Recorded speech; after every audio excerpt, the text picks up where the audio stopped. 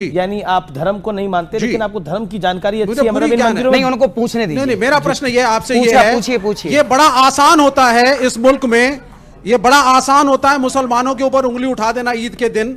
ये बड़ा आसान होता है कथावाचकों के लिए सिर्फ इस्लाम और कुरान के ऊपर उंगली उठाना कि आप क्रूर हैं और आप जानवरों को खाते हैं। क्या आप कहेंगे कि ये सब कुछ जो चल रहा है माता कामाख्या के मंदिर में बलि का चढ़ना, ये सब गलत है? जवाब अब मैं इनका उत्तर दे दूं। अब मैं इनका उत्तर दे दूं। जी फिर सुबह खान इन्होंने बोला कि कामाख्या देवी में बकरे की बलि चढ़ती है।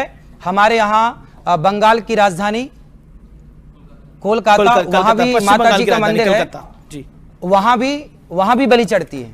आपने बताया, और भारत में बहुत सारे मंदिर हैं ऐसे पुराने जहां बकरे की बलि चढ़ने की परंपरा है। आपने ठीक कहा। अब मैं ये बताऊं कि क्यों। हमारे वेदों में लिखा है स्पष्ट, अहिंसा ही परमो धर्मः। हमारे शास्त्र कहते हैं किसी की हत्या ना करो। हमारा हिंदू सनातन धर्म कहता है किसी की हत्या मत करो। फिर आपने सवाल किया कि कामाख्या में क्यों हत्या हो रही है। अब देखो हो क्या रहा है, हमारे मंदिरों में, हमारे वेदों में कहीं बकरे की बलि चढ़ाने की कोई परंपरा नहीं थी। लेकिन क्या हुआ कि एक मास्टर जी ने एक विद्यार्थी को देखा सिगरेट पीते हुए। तो गुरुजी ने बोला, क्यों तुम सिगरेट पीते हो? गुरुजी वो क्या है, आदत हो गई है। कितनी पी जाते हो? बोले 10 पीता हूं मैं रोज दिन भर में। गुरुजी बोले सुन, 10 मत पीना, छोड़ दे पूरी। गुरुजी छूटे, अच्छा छूटेगी नहीं तो एक पी लेना, एक पी लेना। वो एक सिगरेट पीने की इजाजत गुरुजी ने क्यों दी? ताकि धीरे धीरे जब 9 छूटेगी तो एक भी छूट जाएगी। तो क्या हुआ कि हमारे यहां अहिंसा की बात तो थी, पर कुछ लोगों ने मांसाहार करना स्टार्ट कर दिया, मांसाहार का प्रचलन बढ़ गया। तो हमारे ऋषि मुनियों ने कहा कि भाई तुम मांसाहार क्यों करते हो जब वेद में लिखा है हत्या नहीं करनी चाहिए। तो बोले गुरुजी क्या करें, ये आदत हो गई है। तो गुरुजी बोले सुनो, तुम फिर रोज ना खा के कभी कभी खाने की मजबूरन इजाजत दी, वो भी निवृत्ति परक थी कि आप छोड़ दें, इजाजत नहीं दी कि खाओ।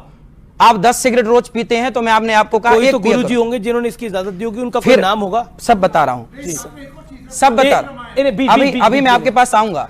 फिर क्या हुआ, ऐसे से ये मंदिरों में मनमाने ढंग से, कोई मंदिर में कोई देवी देवता नहीं चाहती, देवी नहीं चाहती कि मुझे बलि दो, ये मनमाना आचरण है। ये जो बकरे की बलि चढ़ा रहे हैं ना लोग, हिंदू लोग, सनातनी, ये सब मनमाना है। इनको मैं कथाओं से रोकता हूं। काफी वर्षों से चल रही है, काफी वर्षों से चल रहा। अब जो परंपराएं चली आ रही हैं, अब वो तो चली आ रही है ना। अब हम लोग कह रहे हैं कि मत करो। आप भी कहते हैं कि परंपराओं को मानना चाहिए। गलत परंपराओं को नहीं, गलत परंपराओं को नहीं, सही परंपरा को मानिए, गलत को। काफी देर से वेट कर रहे हैं। आचार्य जी, मैं 2012 से शाकाहारी हूं और वेजिटेरियनिज्म को प्रमोट करती हूं। मुझे लगता है कि हमें बिना किसी लाग लपेट के ये कहना चाहिए कि चाहे बकरीद पे बकरे की कुर्बानी हो, चाहे किसी भी मंदिर में बलि प्रथा हो, वो गलत है, बिल्कुल गलत। किसी निरीह, किसी बेजुबान जानवर का खून बहा के अगर हम सोचें कि हम अपने परमात्मा को खुश कर देंगे तो वो गलत है। ये हमें बिल्कुल without any if and but कहना चाहिए। ये मैं यहाँ पे पॉइंट रखना चाहती थी। और आपसे मैं एक बात ये रिक्वेस्ट करना चाहती हूँ, आपने एक एग्जाम्पल दिया था कि लड़की जो होती है, नारी, वो हीरा होती है और लड़के तो होते हैं वो सरिया हैं। आचार्य जी, सेम यही एग्जाम्पल देकर मुस्लिम समाज में रैडिकल मौलाना लड़कियों को बुर्का पहनाकर 4 दीवारी में धकेल देते हैं। हिजाब के, बुर्के के जितने भी एडवोकेट्स हैं वो यही कहते हैं कि आप बहुत कीमती चीज हैं तो आपको कवर्ड वेलवेट के डब्बे में रहना चाहिए, और लड़के जो है वो बहुत कैजुअल सी चीज हैं तो उन्हें आप ऐसी घूमने दीजिए। इस तरह से बताते हैं कि तुम सिर ढक के ही रहो। यही आचार्य जी, मेरी बात जिस पूरी हो जाए, जैसे कि हम उदाहरण देते हैं, आपने सीता माँ का एक उदाहरण वीडियो में दिखाया कि वो सुंदर थी। आपने अभी दूसरा उदाहरण दिया कि सीता माँ के लिए मर्यादा की लकीर खींची थी भगवान राम ने, लक्ष्मण जी ने। हम ये उदाहरण क्यों नहीं देते कि सीता माँ ने लव और कुश को युद्ध की ट्रेनिंग दी थी? बिल्कुल, सीता माँ बहुत बड़ी योद्धा भी थी। हम अपनी भारतीय संस्कृति में बच्चियों को वो शौर्य और पराक्रम क्यों नहीं सिखाते? सनातन शब्द में इतनी समंजसता है आचार्य जी कि वो सब कुछ अपने अंदर समा सकता है। मुझे लगता है हमें उसे ड्रेसेस में, कि आप किस तरह के कपड़े पहन रहे हैं और आप किस तरह का लाइफस्टाइल जी रहे हैं, हमें उसको संकीर्ण नहीं बनाना चाहिए। हमें उसको, उसके अंदर जो विशालता है, उसको ज्यादा प्रमोट करना चाहिए ताकि यंगस्टर्स यूथ उसकी तरफ और ज्यादा आकर्षित हों, उससे ज्यादा और जुड़ें। और आज का जो समय है नारियों के ऊपर, देखिए बांग्लादेश में क्या हो रहा है महिलाओं के साथ, बांग्लादेश में नारी के साथ क्या हो रहा है। आज का जो समय है, मैं तो मानती हूं महिला को हीरा नहीं सरिया ही होना चाहिए। देखिए मेरा ये प्रश्न आचार्य जी, ये वेजिटेरियन और नॉन वेजिटेरियन की बहुत पुरानी एक डिबेट है। इन्होंने तो एक एथिकल पर्सपेक्टिव से बोला। मेरा ये मानना है आप सांस लेते हैं तो भी आप हत्या कर रहे हैं, कुछ जीवाणु आपके सांस से अंदर जा रहे हैं। आप पानी गर्म करते हैं तो भी कोई जीवाणु मरते हैं। आप दूध गर्म करते हैं तो भी जीवाणु मरते हैं। आप चलते हैं तो भी जीवाणु मरते हैं। जब आप चावल खा के शाकाहारी बन रहे हैं, उस चावल को उगाने में पता नहीं कितनी पेस्टिसाइड डाल करके कितने जीवों की हत्या की गई है। क्या आप शाकाहारी अपने आप को मानेंगे? हाँ। पहली चीज, आप शाकाहारी नहीं है। शाकाहारी। अगर आप उसी चावल को खा रहे हैं जिसको उगाने के लिए इतने कीटाणु मार के इतने जानवर मारे गए, वो चावल शाकाहारी नहीं हुए। छटपटाता नहीं है प्राण के लिए, मुर्गी छटपटाती है प्राण बचाने के लिए, आपके भोजन के लिए इतनों को मार दिया गया, आपके भोजन के लिए इतनों को मार दिया गया। लेकिन मैं उस विषय में नहीं जाना चाहता। मेरा दूसरा प्रश्न है राम मंदिर में हमने देखा, जो मेरा एक छोटा सा प्रश्न है, बड़े सारे कथावाचक गए, प्रधानमंत्री भी थे, उसका उद्घाटन हुआ। शंकराचार्य ने कहा कि साहब ये एक पॉलिटिकल इवेंट है और इसमें जाना गलत है। पुरी के शंकराचार्य ने यहां तक कह दिया कि जब वहां पे नरेंद्र मोदी उद्घाटन करेंगे तो क्या शंकराचार्य खड़े होकर पीछे ताली बजाएंगे?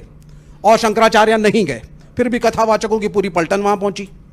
यह भी कहा गया कि ज्योतिष के हिसाब से सो कॉल्ड मुहूर्त भी इसका गलत है। कुछ ने कहा सही, कुछ ने कहा गलत। मैं आपके सनातनी धर्म के हिसाब से पूछ रहा हूं, तो क्या यह कन्वीनियंस का धर्म है आप लोगों का जी कि जब प्राइम मिनिस्टर पहुंचेंगे तब आप शंकराचार्य का बहिष्कार करके ताली पीटते सारे पहुंच जाते हैं? एक मिनट, बिल्कुल पूछना चाहिए ना पॉलिटिक्स भाई, गए थे सब लोग तो इसलिए पूछ रहा हूं। तो क्या वहां जाना सही था या गलत? जवाब। और दूसरा सवाल एक प्रेम पूर्वक है, क्या राहुल गांधी की मोहब्बत की दुकान से जुड़ेंगे? भगवान राम सबके हैं और शंकराचार्य जी की आप बात कर रहे हैं। शंकराचार्य जी ने तो आप लोगों को भी नसीहत दी थी कि ठीक रास्ते पर चलो, पर आप लोगों ने कहां सुनी शंकराचार्य जी की बात? शंकराचार्य जी की वो बात तो आपने सुन ली कि नहीं गए, पर शंकराचार्य जी जो और नसीहत आपको देते हैं तो वो आप नहीं। राहुल गांधी पे भी सवाल पूछा गया। देखिए राहुल गांधी जी ने तो अभी हिंदुओं को क्या बोला, उन्होंने एक बयान दिया कि हिंदू क्या होते हैं, आतंकवादी, हिंसा की पार्लियामेंट में बोला, हिंदू हिंसा फैलाते हैं। अब जो हिंदुओं को हिंसा फैलाने वाला कहें, देखिए कभी गाय का दोस्त कसाई नहीं हो सकता। गाय का दोस्त कभी कसाई नहीं हो सकता, गाय का दोस्त तो चरवाहा ही होगा। ऐसे ही राहुल गांधी एक तरफ तो कहें कि हिंदू हिंसा फैलाते हैं और दूसरी तरफ हिंदुओं से अपेक्षा करें कि वो हमें समर्थन दें। कैसे समर्थन दे दें अपना? पर उनकी मोहब्बत की दुकान का सवाल पूछा, उन्होंने बोला उनकी मोहब्बत की दुकान भाई, तो वो तो हिंसक कहते हैं कि आप सब हिंसक हैं, कि आप सब ये बहन बेटियां हिंसा फैला रही हैं, ये हिंदू हिंसा फैला रहे हैं। जी जी। पानी को बबूला है मिल जाए गो पानी में, तू डूब के मर जा रे चुल्लू भर पानी में। आचार्य जी, आपके बयान अक्सर विवाद का कारण बन जाते हैं। कई बार तो नौबत आ जाती है कि आपको माफी भी मांगनी पड़ती है। आप बाय चॉइस ऐसे हैं या बाय वॉइस ऐसे हैं? देखिए गलतियां कौन करता है? गलतियां वही करता है जो कुछ करता है। जो कुछ करता ही नहीं है वो गलती करेगा क्यों? तो हम काम करते हैं धरा पे उतरकर, समाज की सेवा जो बन पड़ती है, जो ईश्वर ने हमें जिम्मेदारी दी है जी, और दिन भर बोलने का कार्य है, 3 घंटे रोज कथा सुनानी है, तो कई बार शब्दों की त्रुटि तो हो ही जाती है। तो स्वाभाविक है, हम इंसान हैं, गलती के पुतले हैं, हजारों गलतियां होती हैं। हजारों गलतियां होती हैं। तो एक वीडियो में आपको दिखाता हूं, इसमें आप गाय को माता क्यों कहते हैं यह समझाने के लिए आप एक अजीबोगरीब तर्क दे रहे हैं। ये गलती से हुआ है या सही हुआ है? मैं सुना देता हूं, आपको दिखा देता हूं, फिर आप इसका रिएक्शन लेता हूं। एक आदमी हमसे बोला कि महाराज जी आप लोग गाय को माता कहते हो तो भैंस को बुआ कह सकते। इसलिए ये कहने में मेरी शब्दों की त्रुटि हुई, उसे मैंने स्वीकारा है, और वो शब्दों की मेरी त्रुटि थी कि उसमें एग्जाम्पल मैं कुछ और देना चाहता था, समझाना कुछ और तरीके से था, पर वो शब्दों की त्रुटि हुई। उसे मैंने स्वीकार किया है। जी, क्या आपको लगता है कि ये जो अक्सर आप विवाद में फंस जाते हैं, ये सवाल पूरी पब्लिक की तरफ से है या फिर आपको विवाद में फंसा दिया जाता है, आप इसे एंजॉय भी करते हैं? देखिए, बुराई आनंद भी लेते हैं? हाँ, देखिए, हमें हर चीज का आनंद लेना चाहिए।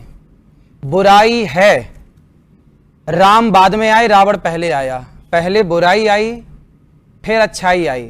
समाज में पहले जब समुद्र मंथन हुआ तो पहले विष निकला, बाद में अमृत निकला। तो पहले बुराई आएगी, फिर अच्छाई आएगी। जब बुराई समाज में पहुंचेगी तो फिर उसके निदान के लिए एक अच्छाई का प्रवेश होगा।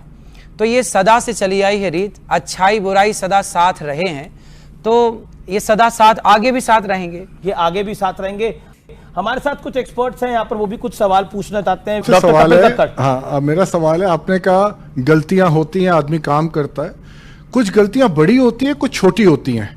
अब आप हैं कथावाचक, आप जो एग्जाम्पल दीजिए, आप महाभारत से निकालिए, रामायण से निकालिए, ये जो आप अपने हिसाब से, जैसे अब आपने गाय और भैंस वाला दिया, तो आपको खुद क्यों इनको क्रिएट करने की जरूरत है? क्योंकि आप हैं तो कथावाचक, और दूसरी, आज आप इस पेडिस्टल पे है जहां पे करोड़ों लोग आपको सुनते हैं, तो आप देखिए उनको आप क्या डाउनलोड करके दे रहे हैं। तो इसलिए ये वाली जो गलतियां आप मान सकते हैं छोटी हैं, बट एक पब्लिक के लिए ये बहुत बड़ी गलतियां हो सकती हैं। जी का करता सही है, आप ठीक कह रहे हैं।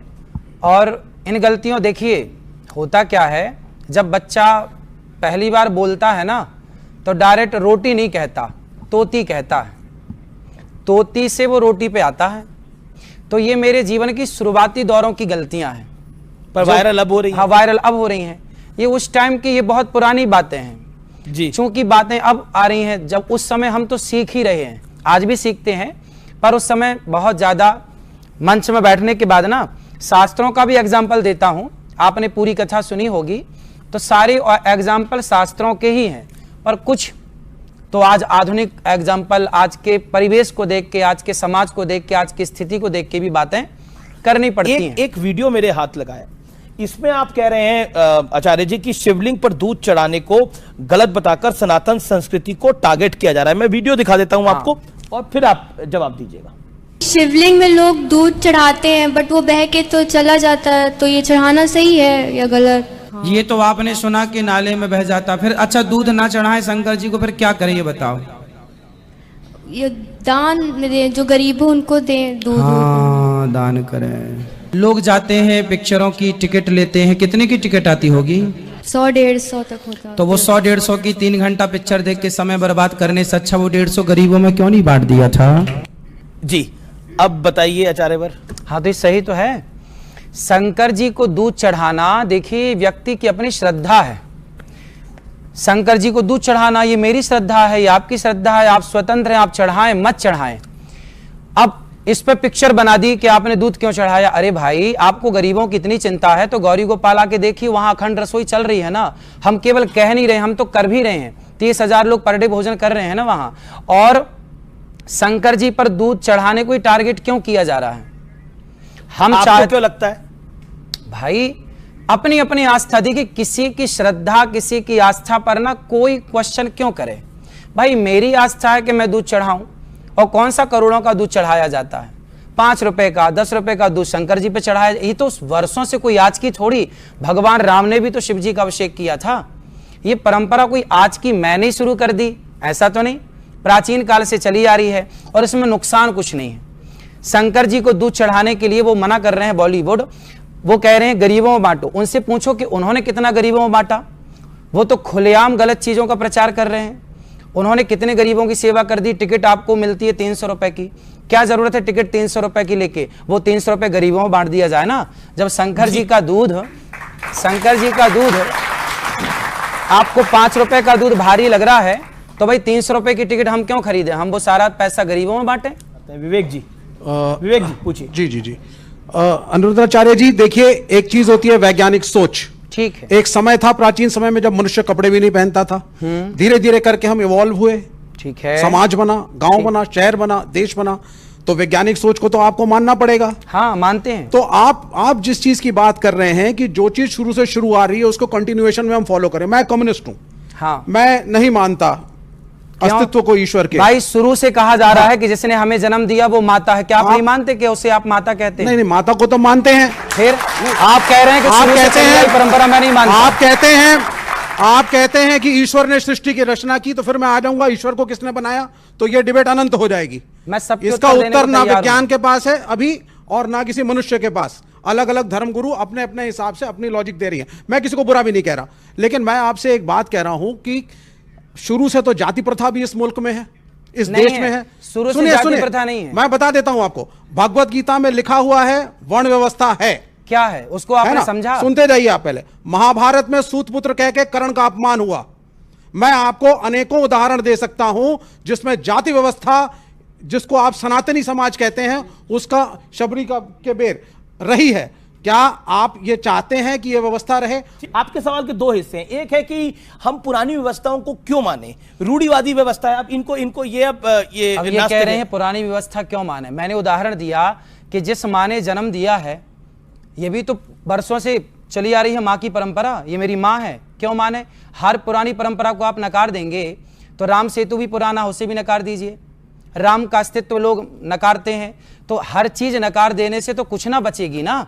फिर हम क्यों, हमने तो महात्मा गांधी को देखा ही नहीं, फिर हम भी मानने लगे नहीं जी महात्मा गांधी नाम के कोई हुए ही नहीं। भाई वो तो इतिहास जो कहेगा मानना पड़ेगा ना। इतिहास कहता है कि महात्मा गांधी हुए हैं, इतिहास कहता है कि पृथ्वीराज, कि आप में से किसी ने पृथ्वीराज चौहान को देखा, शिवाजी को देखा, आपने किसी ने देखा, झांसी की रानी को देखा? पर नहीं देखा, इससे यह सिद्ध थोड़ी होता कि नहीं जी नहीं थे। भाई इतिहास पढ़ा है ना। यदि आज के इतिहास को मानते, रूढ़िवादी सोचों को क्यों माने? पहले तो जो इतिहास महात्मा गांधी के होने का प्रमाण देता है, वही इतिहास महाभारत का राम और कृष्ण के होने का भी प्रमाण दे रहा है। तो आप एक इतिहास मान रहे हैं, एक नहीं मान रहे हैं, ये गलत बात है जी।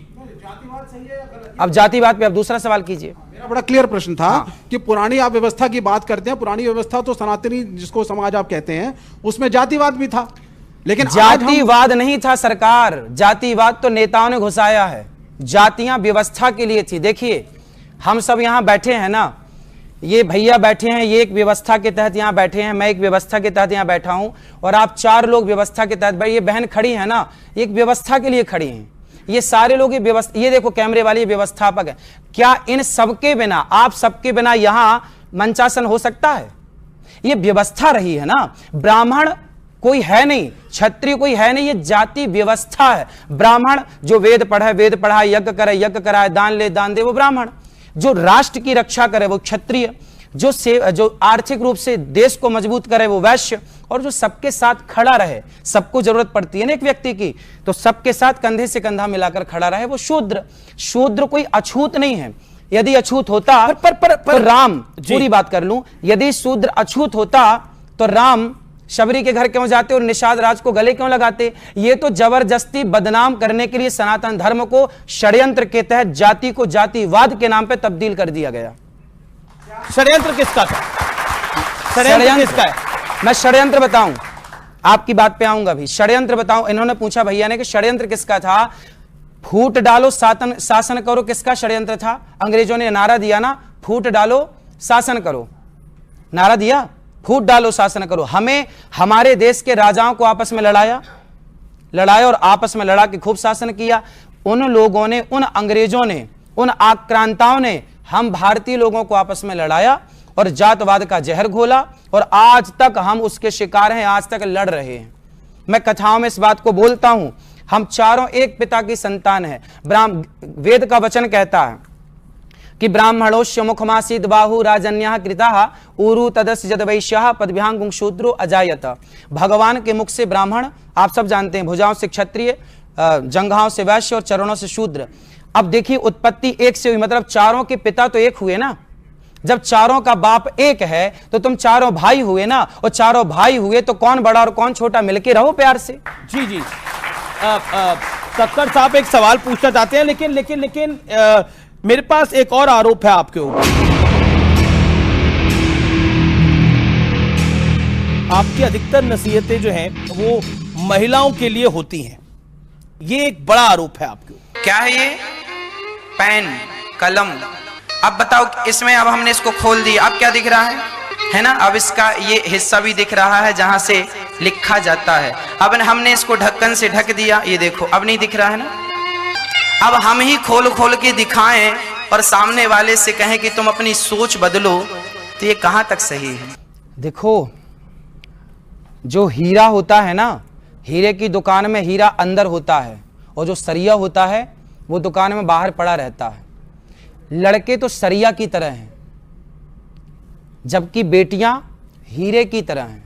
हीरे की कीमत ज्यादा होती है, इसलिए हीरे को संभाल कर रखा जाता है, संजो के रखा जाता है। हमने तो बाप दादों से यही सुना है कि बेटियां दोनों कुलों का कल्याण करती हैं, माता के कुल का और पिता के कुल का, और वहां ससुर और सास और पति के कुल का। तो दोनों कुलों की जिम्मेदारी बेटी के ऊपर है, तो बेटे से ज्यादा जिम्मेदार कौन हुई? बेटी हुई, तो ज्यादा जिम्मेदार है। से आप उनके कपड़ों पर, विवाह पर, यहां तक कि उनके हनीमून पर भी आजकल आप बोलते हैं और टिप्पणी करते हैं, और आपकी सोच को फिर एक बड़ा वर्ग है वो पुरुषवादी बताता है। मेरे पास वीडियो भी है, मैं दिखा सकता हूं आपको। आप दिखाइए, बिल्कुल दिखाइए, लेकिन वो वीडियो केवल 5 सेकंड की है, 10 सेकंड की है, उसका पूरा आगे पीछे तो सुनिए। सुन लेते हैं। हाँ हाँ बिल्कुल। पहले के लोग पति पत्नी, पहले के लोग शादी होती थी तो शादी के बाद सबसे पहले घर में सत्यनारायण भगवान की कथा होती थी, पूजा पाठ होती थी। आजकल तो शादी हुई और पहले ही टिकट हो जाती है घूमने की, वहां जाएंगे, वहां ये मूवी देखेंगे, ये पिक्चर देखेंगे, यहाँ घूमेंगे, उस पार्क में, इसमें। बताइए महाराज जी।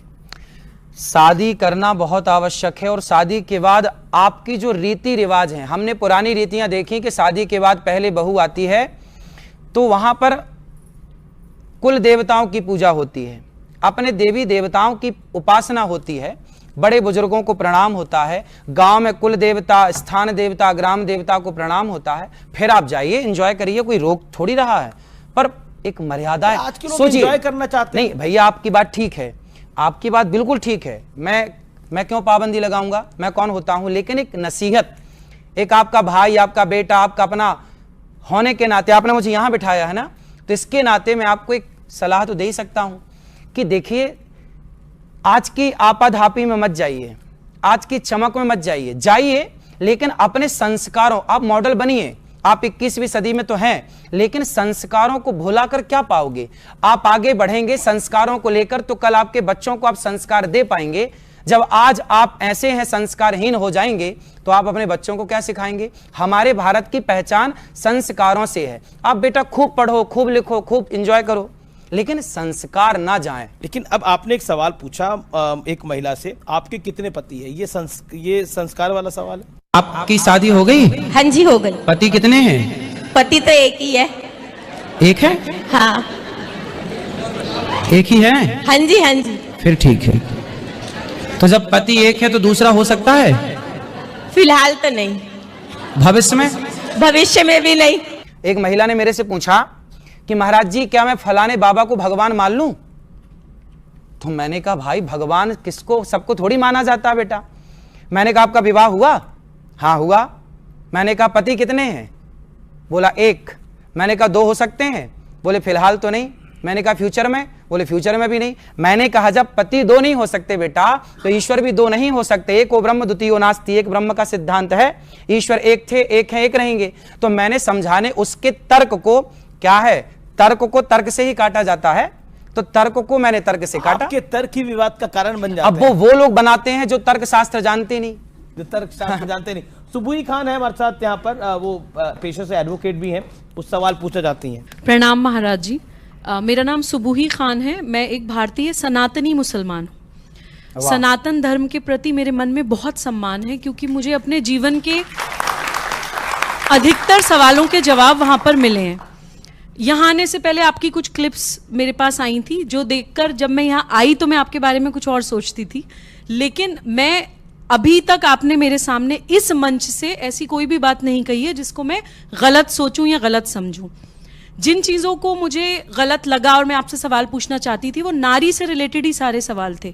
ये मुझे अच्छा लगा कि आपने अपनी गलती मानी कि हाँ मेरे मुंह से वो गलत निकल गया, लेकिन एक मन में एक छोटी सी कसक ये है कि आपके ऊपर जितने भी आरोप लग रहे हैं वो नारी से संबंधित ही विषयों पर आपकी जबान फिसली है। चाहे वो आपके कितने पति हो कहना हो, या फिर आपने किसका दूध पिया है किसी व्यक्ति को कहना हो, या किसी महिला से ये पूछना हो कि तुम्हारे कितने पति हैं।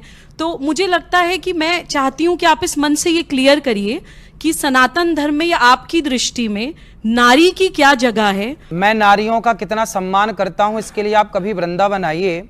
जो बेटे अपनी माँ को घर से निकाल देते हैं, ऐसी 280 वृद्ध माएँ वहां रहती हैं, और सभी माँओं के मैं खुद अपने हाथ से पांव दबाता हूं, चरण दबाता हूं।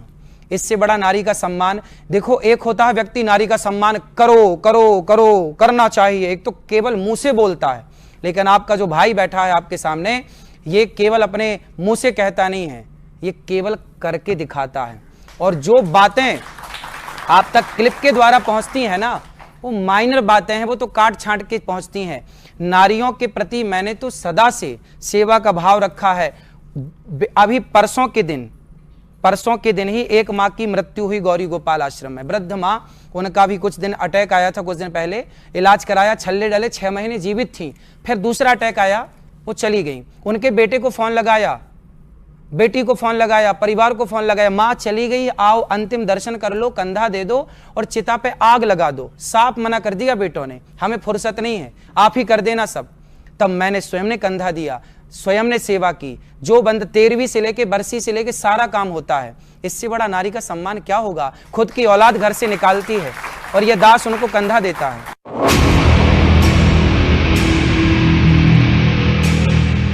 लेकिन आपने द्रौपदी और सीता माता का जो के साथ जो इंसिडेंट्स हुए, उनकी जो परेशानियां हुई, उनकी वजह आपने उनकी सुंदरता को बताया। माता सीता का हरण क्यों हुआ? क्योंकि वह जरूरत से ज्यादा सुंदर थी। द्रौपदी की भरी सभा में साड़ी क्यों खींची गई? क्योंकि द्रौपदी भी जरूरत से ज्यादा सुंदर थी। ना, वो बात मेरी नहीं थी, वो बात चाणक्य की है। चाणक्य जी कहते हैं कि अति रूपेण वही सीता, अति गर्वेण रावण, और आखिरी में कहते हैं, आपने बात सुनी होगी, अति सर्वत्र वर्जयित। ये सुना होगा आपने। आप में से कितने लोगों ने सुना है कि अति सर्वत्र वर्जयित? ये चाणक्य की बात है, चाणक्य का वचन है, अति सर्वत्र वर्जयित। चाणक्य की हर बात तो मानने वाली नहीं है ना, चाणक्य महापुरुष है। नहीं, महापुरुष है, पर हर बात तो मानने वाली नहीं। तो बात चाणक्य नीति में जो लिखी है, वो सिद्धांत संविधान में जो लिखा होगा वो तो बताया जाएगा। भाई देखो, ये संविधान में ये लिखा है, चाणक्य की नीति में ये लिखा है, ये तो बताया जाएगा। देखो, ये चाणक्य कह रहे हैं, ये चाणक्य के विचार। कोई कैसा दिखता है, वो मेरा विचार। आप बोल रहे हैं, आपके मुख से ये बात आ रही है, कोई कैसा दिखता है, मैं कैसा दिखता हूं, आप कैसे दिखते हैं, ये सामने जो लोग हैं ये कैसे दिखते हैं, ये तो ईश्वर के हाथ में है भाई। बात हमारे हाथ में है ही नहीं भैया। मैं काला हूं, गोरा हूं, मैं सांवला हूं, ये मेरे हाथ में का नहीं। बात अति की है, अति का बोलना भला नहीं। आपने सुना होगा, कहावत तो सुनी होगी ना भाई, अति मत करो अंत हो जाएगा। ये चाणक्य के वचन है। आप चाणक्य की एक बात मान लें और दूसरी बात ना माने, ये कैसा न्याय है? अच्छा, क्या तो आप चाणक्य को आपने कह दिया भगवान हो गए? भगवान नहीं कहा। तो फिर चाणक्य क्या है फिर भाई? आप चाणक्य को किस उससे कोट कर रहे हैं? आप किस कैपेसिटी से चाणक्य को कोट कर रहे हैं? आप महाभारत को कोट करिए, रामायण को कोट करिए, भगवत क्या इतिहास हमें बोलने का अधिकार नहीं? क्या इतिहास की बातें हम नहीं समाज को बता सकते? आप लोगों पे अपना ओपिनियन थोपने की कोशिश कर रहे हैं। ये मेरा नहीं है, ये चाणक्य के वचन है। हाँ, तो चाणक्य, जैसे उन्होंने ठीक कहा कि भाई चाणक्य कौन है, भाई चाणक्य का अपना ओपिनियन है। चाणक्य नीति आज राजनीति में पढ़ाई जा रही है, चाणक्य के शास्त्र पढ़ाए जाए और आप चाणक्य को मानने से इनकार कर रहे हैं। बताइए। मैं कह रहा हूं चाणक्य भगवान नहीं है। भगवान मैंने कब बोला? आप कथावाचक मैंने कब बोला? आप मुझे बताइए, आप साइकोलॉजिस्ट भी बन जाते हैं, अच्छा ये बताइए, डायटीशियन भी बन जाते हैं, आप डॉक्टर भी, ठीक है, आप हर एक चीज बन रहे हैं। तो वो वाली चीज को सब कुछ हमारे वेद पुराणों में है। सुनिए, ऐसा है, देखिए, सुबह भी कुछ पूछा जाता है। हम तो मुंशी प्रेमचंद्र को भी पढ़ते हैं जी। तो मुंशी प्रेमचंद्र को यदि हम पढ़ते हैं तो क्या मुंशी, अब आप कहोगे जी आप वेद पुराणों की बात करो, मुंशी प्रेमचंद्र की बातें क्यों कर रहे हैं? भाई हम तो महाराणा प्रताप की बातें करेंगे ना, शिवाजी की भी बात करेंगे ना। अब आप कहो महाभारत में झांसी की रानी कहां से आ गई? हम तो गाते हैं खूब लड़ी मर्दानी, वो तो झांसी वाली रानी थी। जब हम वीर महापुरुषों का व्याख्यान करें, हम तो शिवाजी के साथ साथ हम पुराना इतिहास जब खंगोल करते हैं तो हम तो मोहनजोदाड़ो हड़प्पा संस्कृति की भी बातें करते हैं कि देखो हड़प्पा संस्कृति के पहले क्या था। हम द्वारिका का जिक्र करते हैं कि उसके पहले द्वारिका थी। हम तो जिक्र करेंगे ना, हम आज की व्यवस्था को उस व्यवस्था से कंपेयर करेंगे ना, तब तो हमें चाणक्य का नाम, चाणक्य को कैसे इनकार कर सकते हैं आप? जब सबसे पहले आक्रांता भारत आए तो चाणक्य ही वो व्यक्ति था जिसने नंद धनानंद को जगाया, ऐ धनानंद खड़ा हो जा, आक्रांत आ गए हैं, देश खतरे में है। वो चाणक्य जिसने धनानंद को जगाया, जिसने भारत को बचाने के लिए मुहिम स्टार्ट की, आप उस चाणक्य को नकार रहे हैं, कैसे मान लें? आप जो कह रहे हैं उसको आजकल के नौजवानों की भाषा में और आजकल की भाषा में उसको बॉडी शेमिंग कहते हैं कि आप ये कर रहे हैं। और उसके बाद ये भी क्या चाणक्य ने कहा था कि महिलाओं के कपड़ों पर टिप्पणी करो, क्योंकि आज के युग में कहा जाता है माई बॉडी माई चॉइस, मेरे को कैसे भी कपड़े डालना है, मेरा अधिकार है। मर्यादा नाम की कोई चीज है? मैं हिजाब डालूं या बिकनी? भाई मर्यादा नाम की कोई चीज है? बिल्कुल है, मर्यादा है। फिर इसलिए देखिए, कपड़े कोई कैसे पहने, हमें क्या दिक्कत है? अभी पिछले मैं किसी ने कहा, किसी बहन ने, कि मैं कैसे भी कपड़े पहनूं, आपको क्या दिक्कत है? मैंने कहा बात ठीक कह रही हो आप, हमें क्या दिक्कत है? तुम कुछ भी मत पहनो, जरा से पहनो, हमें क्या दिक्कत है? भाई पहनना ना पहनना तो आपकी पसंद है, हमें क्या दिक्कत है? बात ठीक है। लेकिन हम एक पिता, एक माँ अपने बच्चों को तो यही सिखाएगी ना, बेटा थोड़ा मर्यादा में रहो। सीता माँ को लक्ष्मण रेखा खींची कि नहीं लक्ष्मण जी ने? वो क्या थी? वो मर्यादा थी। राम को क्या बोला जाता? मर्यादा पुरुषोत्तम।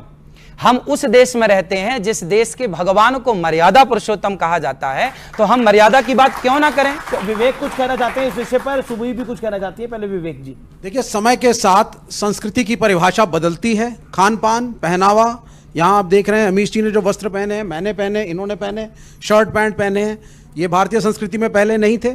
खान पान में आज बच्चे हैं, पिज़्ज़ा भी खाते हैं, चाउमीन भी खाते हैं, बर्गर भी खाते हैं, और जाते हैं घर के पास जाके मोमोज भी खा के आते हैं। पर डॉक्टर मना करता है कि ना नहीं, खाओ। वो ठीक है, साफ मोमो खाएंगे तो नहीं बीमार पड़ेंगे। तो हमारी संस्कृति में खान पान, पहनावा, सोच, एजुकेशन सब बदलता है। आज लड़कियां भी पढ़ रही हैं, तो आज जो एक स्त्री है, एक लड़की है, वो एक लड़के के बराबर है, उनमें कोई भेदभाव नहीं है। एक लड़की का अधिकार है वो क्या पढ़े, क्या पहने और क्या खाए। इसका एक मॉरल कंट्रोलिंग धर्मगुरु और कथावाचक क्यों करना चाहते हैं? आप क्यों चाहते हैं कि आपके हिसाब से लोग पहने, आपके हिसाब से लोग खाएं, आपके हिसाब से लोग सोचें? ठीक है जी, ये सवाल है कि आप क्यों चाहते हैं कि आपके अनुसार हमारे हिसाब से? देखिए, अब बताइए, आप मोमोज खाइए, आप पिज्जा, बर्गर, चाउमीन इत्यादि खाइए, हमारे हिसाब क्या है? हम कहते हैं बेटा अंकुरित अनाज खाओ, अंकुरित करके खाओ, आप ज्यादा से ज्यादा फल खाओ, आप ज्यादा से ज्यादा हेल्दी चीजें खाओ, शुद्ध देसी गाय का मस्त दूध मिल जाए तो दूध पियो। हम तो आपके हित के लिए कह रहे हैं। अब बात करते हैं दूध की, दही की, पनीर की, तो आज की डेट में तो डॉक्टर्स और बहुत लोग तो ये सब भी खाना बंद कर रहे हैं। हाँ, कि दूध पनीर वगैरह अच्छा नहीं होता तो बॉडी के डॉक्टर तो लिए। कह रहे हैं, आपको सलाह देते हैं आप अंडा खाओ। डॉक्टर तो आपका धर्म भ्रष्ट करने के लिए बैठे हैं। एक मिनट, इसमें धर्म कहां से आ गया? वाह, अंडा खाओगे धर्म भ्रष्ट नहीं होगा। एक प्रश्न आपसे पूछूंगा आचार्य जी, आप उसका मुझे बताइए। कामाख्या देवी को आप मानते हैं? हाँ, मानते हैं, बिल्कुल मानते हैं। कामाख्या देवी में बलि चढ़ती है, सही है गलत? सुनते जाइए, चंडी माता में बलि चढ़ती है, सही है गलत? मैं पूर्वी उत्तर प्रदेश से हूं, मैं पूर्वी उत्तर प्रदेश से आता हूं। वहां पे अब योगी आदित्यनाथ उस मठ के महंत बने हैं। पहले वहां पे भी छोटे छोटे सुअर के बच्चों की बलि चढ़ती थी माता को। देवी पाटन सिद्ध देवी का स्थल है, और कायस्तों का एक गांव है वहां पे नवमी के दिन माता को बकरा जरूर चढ़ता है, ठीक। लेकिन हाँ, ये अलग बात है कि ईद में मुसलमानों पे उंगली उठाना बड़ा आसान काम हो गया है हिंदुस्तान में। क्या ये जो नॉनवेज खाने की प्रथा, और आप वैसे आप एथिस्ट हैं जी, यानी आप धर्म को नहीं मानते, लेकिन आपको धर्म की जानकारी अच्छी है। नहीं, उनको पूछने दीजिए। नहीं, मेरा प्रश्न ये आपसे ये है, पूछिए। ये बड़ा आसान होता है इस मुल्क में, ये बड़ा आसान होता है मुसलमानों के ऊपर उंगली उठा देना ईद के दिन। ये बड़ा आसान होता है कथावाचकों के लिए सिर्फ इस्लाम और कुरान के ऊपर उंगली उठाना कि आप क्रूर हैं और आप जानवरों को खाते हैं। क्या आप कहेंगे कि ये सब कुछ जो चल रहा है माता कामाख्या के मंदिर में बलि का चढ़ना, ये सब गलत है? जवाब अब मैं इनका उत्तर दे दूं। अब मैं इनका उत्तर दे दूं। जी, फिर सुबह खान इन्होंने बोला कि कामाख्या देवी में बकरे की बलि चढ़ती है। हमारे यहाँ बंगाल की राजधानी कोलकाता, वहां भी माता जी का मंदिर है, वहां भी बलि चढ़ती है। आपने बताया, और भारत में बहुत सारे मंदिर हैं ऐसे पुराने जहां बकरे की बलि चढ़ने की परंपरा है। आपने ठीक कहा। अब मैं ये बताऊं कि क्यों। हमारे वेदों में लिखा है स्पष्ट, अहिंसा ही परमो धर्मः। हमारे शास्त्र कहते हैं किसी की हत्या ना करो। हमारा हिंदू सनातन धर्म कहता किसी की हत्या मत करो। फिर आपने सवाल किया कि कामाख्या में क्यों हत्या हो रही है। अब देखो हो क्या रहा है, हमारे मंदिरों में, हमारे वेदों में कहीं बकरे की बलि चढ़ाने की कोई परंपरा नहीं थी। लेकिन क्या हुआ कि एक मास्टर जी ने एक विद्यार्थी को देखा सिगरेट पीते हुए, तो गुरुजी ने बोला क्यों तुम सिगरेट पीते हो? गुरुजी वो क्या है, आदत हो गई है। कितनी पी जाते हो? बोले 10 पीता हूं मैं रोज दिन भर में। गुरुजी बोले सुन 10 मत पीना, छोड़ दे पूरी। गुरुजी छूटे, अच्छा छूटेगी नहीं तो एक पी लेना, एक पी लेना। वो एक सिगरेट पीने की इजाजत गुरुजी ने क्यों दी? ताकि धीरे धीरे जब 9 छूटेगी तो एक भी छूट जाएगी। तो क्या हुआ कि हमारे यहां अहिंसा की बात तो थी, पर कुछ लोगों ने मांसाहार करना स्टार्ट कर दिया, मांसाहार का प्रचलन बढ़ गया। तो हमारे ऋषि मुनियों ने कहा कि भाई तुम मांसाहार क्यों करते हो जब वेद में लिखा है हत्या नहीं करनी चाहिए? तो बोले गुरुजी क्या करें, ये आदत हो गई है। तो गुरुजी बोले सुनो, तुम फिर रोज ना खा के कभी कभी खाने की मजबूरन इजाजत दी, वो भी निवृत्ति परक थी कि आप छोड़ दें, इजाजत नहीं दी कि खाओ। आप 10 सिगरेट रोज पीते हैं तो मैं आपने आपको कहा कोई तो गुरुजी होंगे जिन्होंने इसकी इजाजत दी होगी, उनका कोई नाम होगा? सब बता रहा हूं, सब बता अभी मैं आपके पास आऊंगा। फिर क्या हुआ, ऐसे से ये मंदिरों में मनमाने ढंग से, कोई मंदिर में कोई देवी देवता नहीं चाहती, देवी नहीं चाहती कि मुझे बलि दो, ये मनमाना आचरण है। ये जो बकरे की बलि चढ़ा रहे हैं ना लोग, हिंदू लोग, सनातनी, ये सब मनमाना है। इनको मैं कथाओं से रोकता, काफी वर्षों से चल रही है, काफी वर्षों से चल रहा। अब जो परंपराएं चली आ रही हैं, अब वो तो चली आ रही है ना। अब हम लोग कह रहे हैं कि मत करो, भी कहते हैं कि परंपराओं को मानना चाहिए। गलत परंपराओं को नहीं, गलत परंपराओं को नहीं, सही परंपरा को मानिए, गलत को नहीं। काफी देर से वेट कर रहे हैं। आचार्य जी, मैं 2012 से शाकाहारी हूं और वेजिटेरियनिज्म को प्रमोट करती हूं। मुझे लगता है कि हमें बिना किसी लाग लपेट के ये कहना चाहिए कि चाहे बकरीद पे बकरे की कुर्बानी हो, चाहे किसी भी मंदिर में बलि प्रथा हो, वो गलत है, बिल्कुल गलत। किसी निरीह, किसी बेजुबान जानवर का खून बहा के अगर हम सोचें कि हम अपने परमात्मा को खुश कर देंगे तो वो गलत है। ये हमें बिल्कुल without any if and but कहना चाहिए। ये मैं यहाँ पे पॉइंट रखना चाहती थी। और आपसे मैं एक बात ये रिक्वेस्ट करना चाहती हूँ, आपने एक एग्जाम्पल दिया था कि लड़की जो होती है, नारी, वो हीरा होती है और लड़के तो होते हैं वो सरिया हैं। आचार्य जी, सेम यही एग्जाम्पल देकर मुस्लिम समाज में रैडिकल मौलाना लड़कियों को बुर्का पहनाकर 4 दीवारी में ढकेल देते हैं। हिजाब के, बुर्के के जितने भी एडवोकेट्स हैं वो यही कहते हैं कि आप बहुत कीमती चीज हैं तो आपको कवर्ड वेलवेट के डब्बे में रहना चाहिए, और लड़के जो है वो बहुत कैजुअल सी चीजें तो उन्हें आप ऐसी घूमने दीजिए। पर इस तरह से बताते हैं कि तुम सिर ढक के ही रहो। यही आचार्य जी, मेरी बात जस्ट पूरी हो जाए। जैसे कि हम उदाहरण देते हैं, आपने सीता माँ का एक उदाहरण वीडियो में दिखाया कि वो सुंदर थी। आपने अभी दूसरा उदाहरण दिया कि सीता माँ के लिए मर्यादा की लकीर खींची थी भगवान राम ने, लक्ष्मण जी ने। हम ये उदाहरण क्यों नहीं देते कि सीता माँ ने लव और कुश को युद्ध की ट्रेनिंग दी थी? बिल्कुल, सीता माँ बहुत बड़ी योद्धा भी थी। बिल्कुल। हम अपनी भारतीय संस्कृति में बच्चियों को वो शौर्य और पराक्रम क्यों नहीं सिखाते? सनातन शब्द में इतनी समंजसता है आचार्य जी कि वो सब कुछ अपने अंदर समा सकता है। मुझे लगता है हमें उसे ड्रेसेस में, कि आप किस तरह के कपड़े पहन रहे हैं और आप किस तरह का लाइफस्टाइल जी रहे हैं, हमें उसको संकीर्ण नहीं बनाना चाहिए। हमें उसको, उसके अंदर जो विशालता है उसको ज्यादा प्रमोट करना चाहिए ताकि यंगस्टर्स, यूथ उसकी तरफ और ज्यादा आकर्षित हों, उससे ज्यादा और जुड़े। और आज का जो समय है नारियों के ऊपर, देखिए बांग्लादेश में क्या हो रहा है महिलाओं के साथ, बांग्लादेश में नारी के साथ क्या हो रहा है। आज का जो समय है, मैं तो मानती हूं महिला को हीरा नहीं सरिया ही होना चाहिए। देखिए, मेरा प्रश्न आचार्य जी, ये वेजिटेरियन और नॉन वेजिटेरियन की बहुत पुरानी एक डिबेट है। इन्होंने तो एक एथिकल पर्सपेक्टिव से बोला। मेरा ये मानना है, आप सांस लेते हैं तो भी आप हत्या कर रहे हैं, कुछ जीवाणु आपके सांस से अंदर जा रहे हैं। आप पानी गर्म करते हैं तो भी कोई जीवाणु मरते हैं। आप दूध गर्म करते हैं तो भी जीवाणु मरते हैं। आप चलते हैं तो भी जीवाणु मरते हैं। जब आप चावल खा के शाकाहारी बन रहे हैं, उस चावल को उगाने में पता नहीं कितनी पेस्टिसाइड डाल करके कितने जीवों की हत्या की गई है।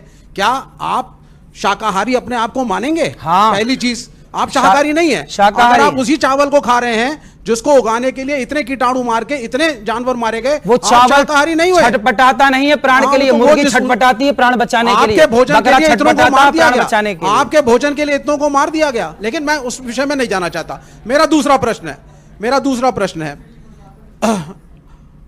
राम मंदिर में हमने देखा, जो मेरा एक छोटा सा प्रश्न है, बड़े सारे कथावाचक गए, प्रधानमंत्री भी थे, उसका उद्घाटन हुआ।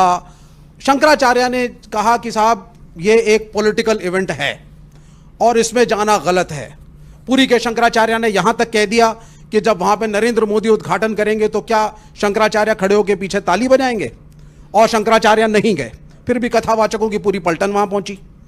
यह भी कहा गया कि ज्योतिष के हिसाब से सो कॉल्ड मुहूर्त भी इसका गलत है। कुछ ने कहा सही, कुछ ने कहा गलत। मैं आपके सनातनी धर्म के हिसाब से पूछ रहा हूं, तो क्या यह कन्वीनियंस का धर्म है आप लोगों का जी कि जब प्राइम मिनिस्टर पहुंचेंगे तब आप शंकराचार्य का बहिष्कार करके ताली पीटते सारे पहुंच जाते हैं? एक मिनट, बिल्कुल पूछना चाहिए ना, पॉलिटिक्स भाई, ये गए थे सब लोग तो इसलिए पूछ रहा हूं। तो क्या वहां जाना सही था या गलत? जवाब और दूसरा सवाल एक प्रेम पूर्वक है, क्या राहुल गांधी की मोहब्बत की दुकान से जुड़ेंगे? भगवान राम सबके हैं और शंकराचार्य जी की आप बात कर रहे हैं।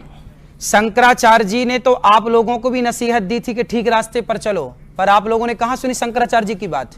शंकराचार्य जी की वो बात तो आपने सुन ली कि नहीं गए, पर शंकराचार्य जी जो और नसीहत आपको देते हैं तो वो आप नहीं। राहुल गांधी पे भी सवाल पूछा गया। देखिए, राहुल गांधी जी ने तो अभी हिंदुओं को क्या बोला, उन्होंने एक बयान दिया कि हिंदू क्या होते हैं, आतंकवादी, हिंसा पार्लियामेंट में बोला, हिंदू हिंसा फैलाते हैं। अब जो हिंदुओं को हिंसा फैलाने वाला कहें, देखिए कभी गाय का दोस्त कसाई नहीं हो सकता। गाय का दोस्त कभी कसाई नहीं हो सकता, गाय का दोस्त तो चरवाहा ही होगा। ऐसे ही राहुल गांधी एक तरफ तो कहें कि हिंदू हिंसा फैलाते हैं और दूसरी तरफ हिंदुओं से अपेक्षा करें कि वो हमें समर्थन दें। कैसे समर्थन दे दें अपना? पर उनकी मोहब्बत की दुकान का सवाल पूछा, उन्होंने बोला उनकी मोहब्बत की दुकान भाई, में तो वो तो जाएंगे। हिंसक कहते हैं कि आप सब हिंसक हैं, कि आप सब ये बहन बेटियां हिंसा फैला रही हैं, ये हिंदू हिंसा फैला रहे हैं। जी जी। पानी को बबूला है मिल जाए गो पानी में, तू डूब के मर जा रे चुल्लू भर पानी में। आचार्य जी, आपके बयान अक्सर विवाद का कारण बन जाते हैं। कई बार तो नौबत आ जाती है कि आपको माफी भी मांगनी पड़ती है। आप बाय चॉइस ऐसे हैं या बाय वॉइस ऐसे हैं? देखिए, गलतियां कौन करता है? गलतियां वही करता है जो कुछ करता है। जो कुछ करता ही नहीं है वो गलती करेगा क्यों? तो हम काम करते हैं धरा पे उतरकर, समाज की सेवा जो बन पड़ती है, जो ईश्वर ने हमें जिम्मेदारी दी है जी। और दिन भर बोलने का कार्य है, 3 घंटे रोज कथा सुनानी है, तो कई बार शब्दों की त्रुटि तो हो ही जाती है। तो स्वाभाविक है, हम इंसान हैं, गलती के पुतले हैं, हजारों गलतियां होती हैं। हजारों गलतियां होती हैं। तो एक वीडियो मैं आपको दिखाता हूं, इसमें आप गाय को माता क्यों कहते हैं यह समझाने के लिए आप एक अजीबोगरीब तर्क दे रहे हैं। ये गलती से हुआ है या सही हुआ है? मैं सुना देता हूं, आपको दिखा देता हूं, फिर आप इसका रिएक्शन लेता हूं। एक आदमी हमसे बोला कि महाराज जी आप लोग गाय को माता कहते हो तो भैंस को बुआ कह सकते हैं। इसलिए ये कहने में मेरी शब्दों की त्रुटि हुई, उसे मैंने स्वीकारा है, और वो शब्दों की मेरी त्रुटि थी कि उसमें एग्जाम्पल मैं कुछ और देना चाहता था, समझाना कुछ और तरीके से था, पर वो शब्दों की त्रुटि हुई, उसे मैंने स्वीकार किया है। जी। क्या आपको लगता है कि ये जो अक्सर आप विवाद में फंस जाते हैं, ये सवाल पूरी पब्लिक की तरफ से है या फिर आपको विवाद में फंसा दिया जाता है, आप इसे एंजॉय भी करते हैं? देखिए, बुराई आनंद भी लेते हैं? हाँ, देखिए, हमें हर चीज का आनंद लेना चाहिए। बुराई है, राम बाद में आए, रावण पहले आया। पहले बुराई आई फिर अच्छाई आई। समाज में पहले जब समुद्र मंथन हुआ तो पहले विष निकला, बाद में अमृत निकला। तो पहले बुराई आएगी फिर अच्छाई आएगी। जब बुराई समाज में पहुंचेगी तो फिर उसके निदान के लिए एक अच्छाई का प्रवेश होगा। तो ये सदा से चली आई है रीत, अच्छाई बुराई सदा साथ रहे हैं, तो ये सदा साथ आगे भी साथ रहेंगे। ये आगे भी साथ रहेंगे। हमारे साथ कुछ एक्सपर्ट्स हैं यहाँ पर, वो भी कुछ सवाल पूछना चाहते हैं। सवाल है, हाँ, मेरा सवाल है, आपने कहा गलतियां होती हैं, आदमी काम करता है, कुछ गलतियां बड़ी होती हैं, कुछ छोटी होती हैं। अब आप हैं कथावाचक, आप जो एग्जाम्पल्स दीजिए, आप महाभारत से निकालिए, रामायण से निकालिए, ये जो आप अपने हिसाब से, जैसे अब आपने गाय और भैंस वाला दिया, तो आपको खुद क्यों इनको क्रिएट करने की जरूरत है? क्योंकि आप हैं तो कथावाचक, और दूसरी, आज आप इस पेडिस्टल पे है जहां पे करोड़ों लोग आपको सुनते हैं, तो आप देखिए उनको आप क्या डाउनलोड करके दे रहे हैं। तो इसलिए ये वाली जो गलतियां आप मान सकते हैं छोटी हैं, बट एक पब्लिक के लिए ये बहुत बड़ी गलतियां हो सकती हैं। जी का सही है, आप ठीक कह रहे हैं। और इन गलतियों, देखिए होता क्या है, जब बच्चा पहली बार बोलता है ना, तो डायरेक्ट रोटी नहीं कहता, तोती कहता है, तोती से वो रोटी पे आता है। तो ये मेरे जीवन की शुरुआती दौरों की गलतियां हैं, पर वायरल अब हो रही है। हाँ, वायरल अब हो रही हैं। ये उस टाइम की, ये बहुत पुरानी बातें हैं जी, चूंकि बातें अब आ रही हैं। जब उस समय हम तो सीख ही रहे हैं, आज भी सीखते हैं, पर उस समय बहुत ज्यादा मंच में बैठने के बाद ना, शास्त्रों का भी एग्जाम्पल देता हूं। आपने पूरी कथा सुनी होगी, तो सारे एग्जाम्पल शास्त्रों के ही हैं, पर कुछ तो आज आधुनिक एग्जाम्पल, आज के परिवेश को देख के, आज के समाज को देख के, आज की स्थिति को देख के भी बातें करनी पड़ती हैं। एक वीडियो मेरे हाथ लगा है, इसमें आप कह रहे हैं आचार्य जी कि शिवलिंग पर दूध चढ़ाने को गलत बताकर सनातन संस्कृति को टारगेट किया जा रहा है। मैं वीडियो दिखा देता हूं आपको, और फिर आप जवाब दीजिएगा। शिवलिंग में लोग दूध चढ़ाते हैं बट वो बह के तो चला जाता है, तो ये चढ़ाना सही है या गलत? ये तो आपने सुना कि नाले में बह जाता, फिर अच्छा दूध ना चढ़ाए शंकर जी को, फिर क्या करें ये बताओ? ये दान में दें, जो गरीब हो उनको दें दूध। हाँ, दान करें। लोग जाते हैं, पिक्चरों की टिकट लेते हैं, कितने की टिकट आती होगी? 100-150 तक होता। तो वो 100-150 की 3 घंटा पिक्चर देख के समय बर्बाद करने से अच्छा वो 150 गरीबों में क्यों नहीं बांट दिया था? जी, अब बताइए आचार्यवर। हाँ, तो ये सही तो है। शंकर जी को दूध चढ़ाना, देखिए व्यक्ति की अपनी श्रद्धा है।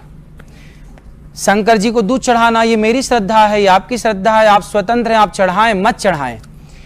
अब इस पे पिक्चर बना दी कि आपने दूध क्यों चढ़ाया। अरे भाई, आपको गरीबों की इतनी चिंता है तो गौरी गोपाल आके देखिए, वहां अखंड रसोई चल रही है ना। हम केवल कह नहीं रहे, हम तो कर भी रहे हैं। 30,000 लोग पर डे भोजन कर रहे हैं ना वहां। और शंकर जी पर दूध चढ़ाने को टारगेट क्यों किया जा रहा है? हम आपको क्यों लगता है? भाई, अपनी अपनी आस्था, देखिए किसी की श्रद्धा, किसी की आस्था पर ना कोई क्वेश्चन क्यों करे। भाई, मेरी आस्था है कि मैं दूध चढ़ाऊं, और कौन सा करोड़ों का दूध चढ़ाया जाता है? 5 रुपए का, 10 रुपए का दूध शंकर जी पे चढ़ाया। ये तो वर्षों से, कोई आज की थोड़ी। भगवान राम ने भी तो शिव जी का अभिषेक किया था। ये परंपरा कोई आज की मैंने शुरू कर दी, ऐसा तो नहीं, प्राचीन काल से चली आ रही है, और इसमें नुकसान कुछ नहीं है। शंकर जी को दूध चढ़ाने के लिए वो मना कर रहे हैं बॉलीवुड, वो कह रहे हैं गरीबों में बांटो। उनसे पूछो कि उन्होंने कितना गरीबों में बांटा। वो तो खुलेआम गलत चीजों का प्रचार कर रहे हैं। उन्होंने कितने गरीबों की सेवा कर दी। टिकट आपको मिलती है 300 रुपए की, क्या जरूरत है टिकट 300 रुपए की लेके? वो 300 रुपए गरीबों में बांट दिया जाए ना। जब शंकर जी का दूध आपको 5 रुपए का दूध भारी लग रहा है, तो भाई 300 रुपए की टिकट हम क्यों खरीदे? हम वो सारा पैसा गरीबों में बांटे। विवेक जी पूछिए। जी अनिरुद्धाचार्य जी, देखिए एक चीज होती है वैज्ञानिक सोच। ठीक है। एक समय था, प्राचीन समय में, जब मनुष्य कपड़े भी नहीं पहनता था। धीरे धीरे करके हम इवॉल्व हुए। ठीक है। समाज बना, गांव बना, शहर बना, देश बना। तो वैज्ञानिक सोच को तो आपको मानना पड़ेगा। हाँ, मानते हैं। तो आप जिस चीज की बात कर रहे हैं कि जो चीज शुरू से शुरू आ रही है उसको कंटिन्यूएशन में हम फॉलो करें। मैं कम्युनिस्ट हूं। हाँ, मैं नहीं मानता अस्तित्व को ईश्वर के। भाई, शुरू से कहा जा रहा है कि जिसने हमें जन्म दिया वो माता है। क्या आप नहीं मानते कि उसे आप माता कहते हैं? नहीं, माता को तो मानते हैं। फिर आप कह रहे हैं कि आप कहते हैं परंपरा में नहीं मानता। आप कहते हैं कि ईश्वर ने सृष्टि की रचना की, तो फिर मैं आ जाऊंगा ईश्वर को किसने बनाया, तो ये डिबेट अनंत हो जाएगी। मैं सबके इसका उत्तर ना विज्ञान के पास है अभी, और ना किसी मनुष्य के पास। अलग अलग धर्मगुरु अपने अपने हिसाब से अपनी लॉजिक दे रही हैं। मैं किसी को बुरा भी नहीं कह रहा, लेकिन मैं आपसे एक बात कह रहा हूं कि शुरू से तो जाति प्रथा भी इस मुल्क में है, इस देश में है। शुरू से जाति प्रथा नहीं है। मैं बता देता हूं आपको, भगवत गीता में लिखा हुआ है वर्ण व्यवस्था है। क्या है उसको आपने समझा? सुनते जाइए आप पहले। महाभारत में सूतपुत्र कह के कर्ण का अपमान हुआ। मैं आपको अनेकों उदाहरण दे सकता हूं जिसमें जाति व्यवस्था, जिसको आप सनातनी समाज कहते हैं, उसका शबरी के बेर रही है। क्या आप ये चाहते हैं कि ये व्यवस्था रहे? आपके सवाल के 2 हिस्से हैं। एक है कि हम पुरानी व्यवस्थाओं को क्यों माने, रूढ़िवादी व्यवस्था है। अब इनको ये कह रहे हैं पुरानी व्यवस्था क्यों माने। मैंने उदाहरण दिया कि जिस माँ ने जन्म दिया है, ये भी तो वर्षों से चली आ रही है माँ की परंपरा, ये मेरी माँ है, क्यों माने? हर पुरानी परंपरा को आप नकार देंगे तो राम सेतु भी पुराना, उसे भी नकार दीजिए। राम का अस्तित्व लोग नकारते हैं, तो हर चीज नकार देने से तो कुछ ना बचेगी ना। फिर हम क्यों, हमने तो महात्मा गांधी को देखा ही नहीं, फिर हम भी मानने लगे नहीं जी महात्मा गांधी नाम के कोई हुए ही नहीं। भाई वो तो इतिहास जो कहेगा मानना पड़ेगा ना। इतिहास कहता है कि महात्मा गांधी हुए हैं, इतिहास कहता है कि पृथ्वीराज, कि आप में से किसी ने पृथ्वीराज चौहान को देखा, शिवाजी को देखा? आपने किसी ने देखा? झांसी की रानी को देखा? पर नहीं देखा, इससे यह सिद्ध थोड़ी होता कि नहीं जी नहीं थे। भाई इतिहास पढ़ा है ना। यदि आज के इतिहास को मानते, रूढ़िवादी सोचों को क्यों माने? पहले तो जो इतिहास महात्मा गांधी के होने का प्रमाण देता है, वही इतिहास महाभारत का राम और कृष्ण के होने का भी प्रमाण दे रहा है। तो आप एक इतिहास मान रहे हैं, एक नहीं मान रहे हैं, ये गलत बात है जी। अब जातिवाद पे अब दूसरा सवाल कीजिए। मेरा बड़ा क्लियर प्रश्न था कि पुरानी आप व्यवस्था की बात करते हैं, पुरानी व्यवस्था तो सनातनी जिसको समाज आप कहते हैं, उसमें जातिवाद भी था, लेकिन जातिवाद नहीं था सरकार। जातिवाद तो नेताओं ने घुसाया है, जातियां व्यवस्था के लिए थी। देखिए हम सब यहां बैठे हैं ना, ये भैया बैठे हैं, ये एक व्यवस्था के तहत यहां बैठे हैं, मैं एक व्यवस्था के तहत यहां बैठा हूं, और आप चार लोग व्यवस्था के तहत बैठे। ये बहन खड़ी है ना, एक व्यवस्था के लिए खड़ी हैं। ये सारे लोग व्यवस्था, ये देखो कैमरे वाले व्यवस्थापक है। क्या इन सबके बिना, आप सबके बिना यहां मंचासन हो सकता है? ये व्यवस्था रही है ना। ब्राह्मण कोई है नहीं, क्षत्रिय कोई है नहीं, ये जाति व्यवस्था है। ब्राह्मण जो वेद पढ़े वेद पढ़ाए, यज्ञ करे यज्ञ कराए, दान ले दान दे वो ब्राह्मण, जो राष्ट्र की रक्षा करे वो क्षत्रिय, जो आर्थिक रूप से देश को मजबूत करे वो वैश्य, और जो सबके साथ खड़ा रहे, सबको जरूरत पड़ती है ना एक व्यक्ति की, तो सबके साथ कंधे से कंधा मिलाकर खड़ा रहे वो शूद्र। शूद्र कोई अछूत नहीं है। यदि अछूत होता तो राम, पूरी बात कर लूं, यदि शूद्र अछूत होता तो राम शबरी के घर क्यों जाते और निषाद राज को गले क्यों लगाते? ये तो जबरदस्ती बदनाम करने के लिए सनातन धर्म को षड्यंत्र के तहत जाति को जातिवाद के नाम पे तब्दील कर दिया गया। षड्यंत्र किसका था? षड्यंत्र किसका है? मैं षड्यंत्र बताऊं, आपकी बात पे आऊंगा भी। षड्यंत्र बताऊं, इन्होंने पूछा भैया ने कि षड्यंत्र किसका था। फूट डालो शासन करो, किसका षड्यंत्र था?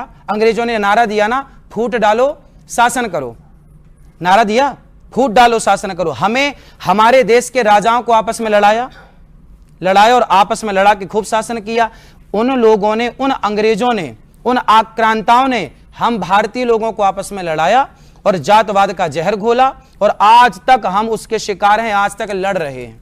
मैं कथाओं में इस बात को बोलता हूं, हम चारों एक पिता की संतान है। वेद का वचन कहता है कि ब्राह्मणोस्य मुखमासीद बाहु राजन्यः कृताः उरु तदस्य जद वैश्यः पदभ्यां शूद्रो अजायत। भगवान के मुख से ब्राह्मण, आप सब जानते हैं, भुजाओं से क्षत्रिय, जंघाओं से वैश्य और चरणों से शूद्र। अब देखिए उत्पत्ति एक से हुई, मतलब चारों के पिता तो एक हुए ना। जब चारों का बाप एक है तो तुम चारों भाई हुए ना, और चारों भाई हुए तो कौन बड़ा और कौन छोटा, मिलके रहो प्यार से। जी जी। कक्कड़ साहब एक सवाल पूछना चाहते हैं, लेकिन मेरे पास एक और आरोप है आपके ऊपर। आपकी अधिकतर नसीहतें जो हैं वो महिलाओं के लिए होती हैं, ये एक बड़ा आरोप है आपके ऊपर। क्या है ये? पेन, कलम। अब बताओ, इसमें अब हमने इसको खोल दिया, अब क्या दिख रहा है ना? अब इसका ये हिस्सा भी दिख रहा है जहां से लिखा जाता है। अब हमने इसको ढक्कन से ढक दिया, ये देखो अब नहीं दिख रहा है ना। अब हम ही खोल खोल के दिखाएं और सामने वाले से कहें कि तुम अपनी सोच बदलो, तो ये कहां तक सही है? देखो, जो हीरा होता है ना, हीरे की दुकान में हीरा अंदर होता है, और जो सरिया होता है वो दुकान में बाहर पड़ा रहता है। लड़के तो सरिया की तरह हैं, जबकि बेटियां हीरे की तरह हैं। हीरे की कीमत ज्यादा होती है, इसलिए हीरे को संभाल कर रखा जाता है, संजो के रखा जाता है। हमने तो बाप दादों से यही सुना है कि बेटियां दोनों कुलों का कल्याण करती हैं, माता के कुल का और पिता के कुल का, और वहां ससुर और सास और पति के कुल का। तो दोनों कुलों की जिम्मेदारी बेटी के ऊपर है, तो बेटे से ज्यादा जिम्मेदार कौन हुई? बेटी हुई तो ज्यादा जिम्मेदार तो इसी वजह है। से आप उनके कपड़ों पर, विवाह पर, यहां तक कि उनके हनीमून पर भी आजकल आप बोलते हैं और टिप्पणी करते हैं, और आपकी सोच को फिर एक बड़ा वर्ग है वो पुरुषवादी बताता है। मेरे पास वीडियो भी है, मैं दिखा सकता हूं आपको। आप दिखाइए, बिल्कुल दिखाइए, लेकिन वो वीडियो केवल 5 सेकंड की है, 10 सेकंड की है, उसका पूरा आगे पीछे तो सुनिए, सुन लेते हैं। हाँ हाँ बिल्कुल। पहले के लोग पति पत्नी, पहले के लोग शादी होती थी तो शादी के बाद सबसे पहले घर में सत्यनारायण भगवान की कथा होती थी, पूजा पाठ होती थी। आजकल तो शादी हुई और पहले ही टिकट हो जाती है घूमने की, वहां जाएंगे, वहां ये मूवी देखेंगे, ये पिक्चर देखेंगे, यहाँ घूमेंगे, उस पार्क में, इस बताइए महाराज जी। शादी करना बहुत आवश्यक है, और शादी के बाद आपकी जो रीति रिवाज हैं, हमने पुरानी रीतियां देखी कि शादी के बाद पहले बहू आती है तो वहां पर कुल देवताओं की पूजा होती है, अपने देवी देवताओं की उपासना होती है, बड़े बुजुर्गों को प्रणाम होता है, गांव में कुल देवता, स्थान देवता, ग्राम देवता को प्रणाम होता है, फिर आप जाइए, एंजॉय करिए, कोई रोक थोड़ी रहा है, पर एक मर्यादा है। आज के लोग एंजॉय करना चाहते हैं। नहीं भैया, आपकी बात ठीक है, आपकी बात बिल्कुल ठीक है, मैं क्यों पाबंदी लगाऊंगा, मैं कौन होता हूं, लेकिन एक नसीहत, एक आपका भाई, आपका बेटा, आपका अपना होने के नाते आपने मुझे यहां बिठाया है ना, तो इसके नाते मैं आपको एक सलाह तो दे ही सकता हूं कि देखिए, आज की आपाधापी में मत जाइए, आज की चमक में मत जाइए, लेकिन अपने संस्कारों, आप मॉडल बनिए। आप 21वीं सदी में तो हैं, लेकिन संस्कारों को भुलाकर क्या पाओगे? आप आगे बढ़ेंगे संस्कारों को लेकर तो कल आपके बच्चों को आप संस्कार दे पाएंगे। जब आज आप ऐसे हैं संस्कारहीन हो जाएंगे तो आप अपने बच्चों को क्या सिखाएंगे? हमारे भारत की पहचान संस्कारों से है। आप बेटा खूब पढ़ो, खूब लिखो, खूब एंजॉय करो, लेकिन संस्कार ना जाएं। लेकिन अब आपने एक सवाल पूछा एक महिला से, आपके कितने पति है? ये संस्कार वाला सवाल है। आपकी शादी हो गई? हाँ जी हो गई। पति कितने हैं? पति तो एक ही है। एक है? हाँ। एक ही है? हाँ जी, हाँ जी। फिर ठीक है। तो जब पति एक है तो दूसरा हो सकता है? फिलहाल तो नहीं। भविष्य में? भविष्य में भी नहीं। एक महिला ने मेरे से पूछा कि महाराज जी क्या मैं फलाने बाबा को भगवान मान लूं? तो मैंने कहा भाई भगवान किसको, सबको थोड़ी माना जाता है बेटा। मैंने कहा आपका विवाह हुआ? हाँ हुआ। मैंने कहा पति कितने हैं? बोला एक। मैंने कहा दो हो सकते हैं? बोले फिलहाल तो नहीं। मैंने कहा फ्यूचर में? बोले फ्यूचर में भी नहीं। मैंने कहा जब पति दो नहीं हो सकते बेटा तो ईश्वर भी दो नहीं हो सकते। एक ओ ब्रह्म द्वितीयो नास्ति, एक ब्रह्म का सिद्धांत है। ईश्वर एक थे, एक है, एक रहेंगे। तो मैंने समझाने उसके तर्क को, क्या है तर्क को तर्क से ही काटा जाता है, तो तर्क को मैंने तर्क से काटा। आपके तर्क ही विवाद का कारण बन जाते अब वो लोग बनाते हैं जो तर्क शास्त्र जानते नहीं, जो तर्क शास्त्र जानते नहीं। सुबुही खान है हमारे साथ यहाँ पर, वो पेशे से एडवोकेट भी हैं, कुछ सवाल पूछा जाती हैं। प्रणाम महाराज जी। मेरा नाम सुबुही खान है। मैं एक भारतीय सनातनी मुसलमान हूँ। सनातन धर्म के प्रति मेरे मन में बहुत सम्मान है, क्योंकि मुझे अपने जीवन के अधिकतर सवालों के जवाब वहां पर मिले हैं। यहाँ आने से पहले आपकी कुछ क्लिप्स मेरे पास आई थी, जो देखकर जब मैं यहाँ आई तो मैं आपके बारे में कुछ और सोचती थी, लेकिन मैं अभी तक आपने मेरे सामने इस मंच से ऐसी कोई भी बात नहीं कही है जिसको मैं गलत सोचूं या गलत समझूं।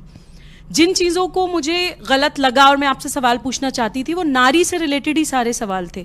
ये मुझे अच्छा लगा कि आपने अपनी गलती मानी कि हाँ मेरे मुंह से वो गलत निकल गया, लेकिन एक मन में एक छोटी सी कसक ये है कि आपके ऊपर जितने भी आरोप लग रहे हैं वो नारी से संबंधित ही विषयों पर आपकी जबान फिसली है। चाहे वो आपके कितने पति हो कहना हो, या फिर आपने किसका दूध पिया है किसी व्यक्ति को कहना हो, या किसी महिला से ये पूछना हो कि तुम्हारे कितने पति हैं। तो मुझे लगता है कि मैं चाहती हूँ कि आप इस मन से ये क्लियर करिए कि सनातन धर्म में या आपकी दृष्टि में नारी की क्या जगह है। मैं नारियों का कितना सम्मान करता हूँ इसके लिए आप कभी वृंदावन आइए। जो बेटे अपनी माँ को घर से निकाल देते हैं, ऐसी 280 वृद्ध माएँ वहाँ रहती हैं, और सभी माँओं के मैं खुद अपने हाथ से पांव दबाता हूं, चरण दबाता हूं। इससे बड़ा नारी का सम्मान देखो, एक होता है व्यक्ति नारी का सम्मान करो करो करो करना चाहिए, एक तो केवल मुंह से बोलता है, लेकिन आपका जो भाई बैठा है आपके सामने ये केवल अपने मुंह से कहता नहीं है, ये केवल करके दिखाता है। और जो बातें आप तक क्लिप के द्वारा पहुंचती हैं ना, वो माइनर बातें हैं, वो तो काट छांट के पहुंचती हैं। नारियों के प्रति मैंने तो सदा से सेवा का भाव रखा है। अभी परसों के दिन ही एक माँ की मृत्यु हुई गौरी गोपाल आश्रम में, वृद्ध माँ, उनका भी कुछ दिन अटैक आया था, कुछ दिन पहले इलाज कराया, छल्ले डले, 6 महीने जीवित थी, फिर दूसरा अटैक आया, वो चली गई। उनके बेटे को फोन लगाया, बेटी को फोन लगाया, परिवार को फोन लगाया, माँ चली गई, आओ अंतिम दर्शन कर लो, कंधा दे दो और चिता पे आग लगा दो। साफ मना कर दिया बेटों ने, हमें फुर्सत नहीं है, आप ही कर देना सब। तब मैंने स्वयं ने कंधा दिया, स्वयं ने सेवा की। जो बंद 13वीं से लेके बरसी से लेके सारा काम होता है, इससे बड़ा नारी का सम्मान क्या होगा। खुद की औलाद घर से निकालती है और यह दास उनको कंधा देता है।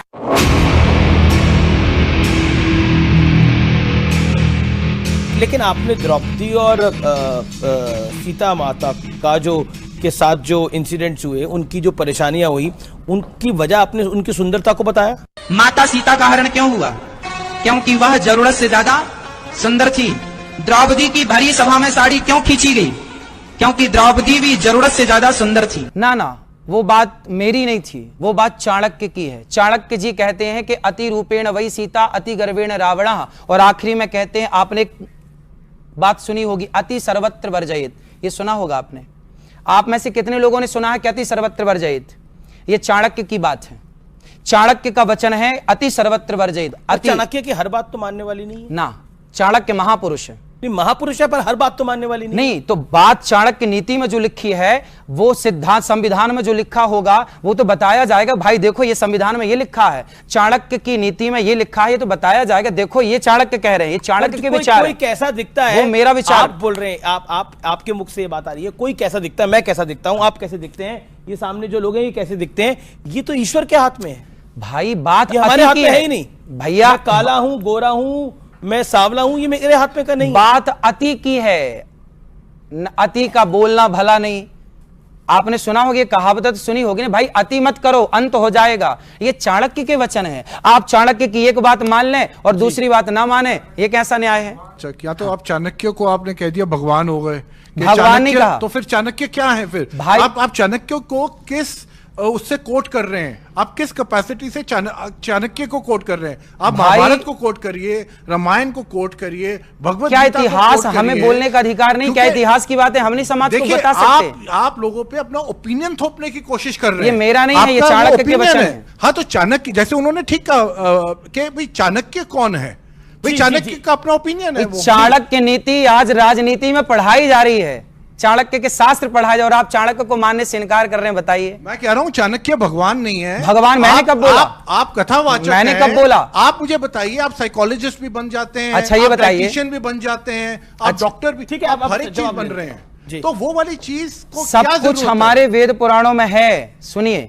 ऐसा है, देखिए, सुबह भी कुछ पूछा जाता है। हम तो मुंशी प्रेमचंद्र को भी पढ़ते हैं जी। तो मुंशी प्रेमचंद्र को यदि हम पढ़ते हैं तो क्या मुंशी, अब आप कहोगे जी आप वेद पुराणों की बात करो, मुंशी प्रेमचंद्र की बातें क्यों कर रहे हैं? भाई हम तो महाराणा प्रताप की बातें करेंगे ना, शिवाजी की भी बात करेंगे ना। अब आप कहो महाभारत में झांसी की रानी कहां से आ गई? हम तो गाते हैं खूब लड़ी मर्दानी, वो तो झांसी वाली रानी थी।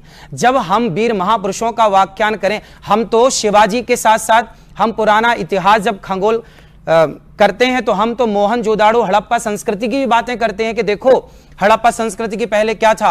हम द्वारिका का जिक्र करते हैं कि उसके पहले द्वारिका थी।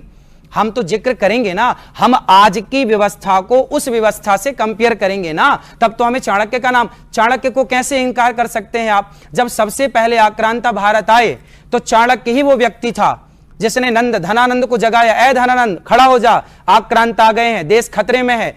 वो चाणक्य जिसने धनानंद को जगाया, जिसने भारत को बचाने के लिए मुहिम स्टार्ट की, आप उस चाणक्य को नकार रहे हैं, कैसे मान लें?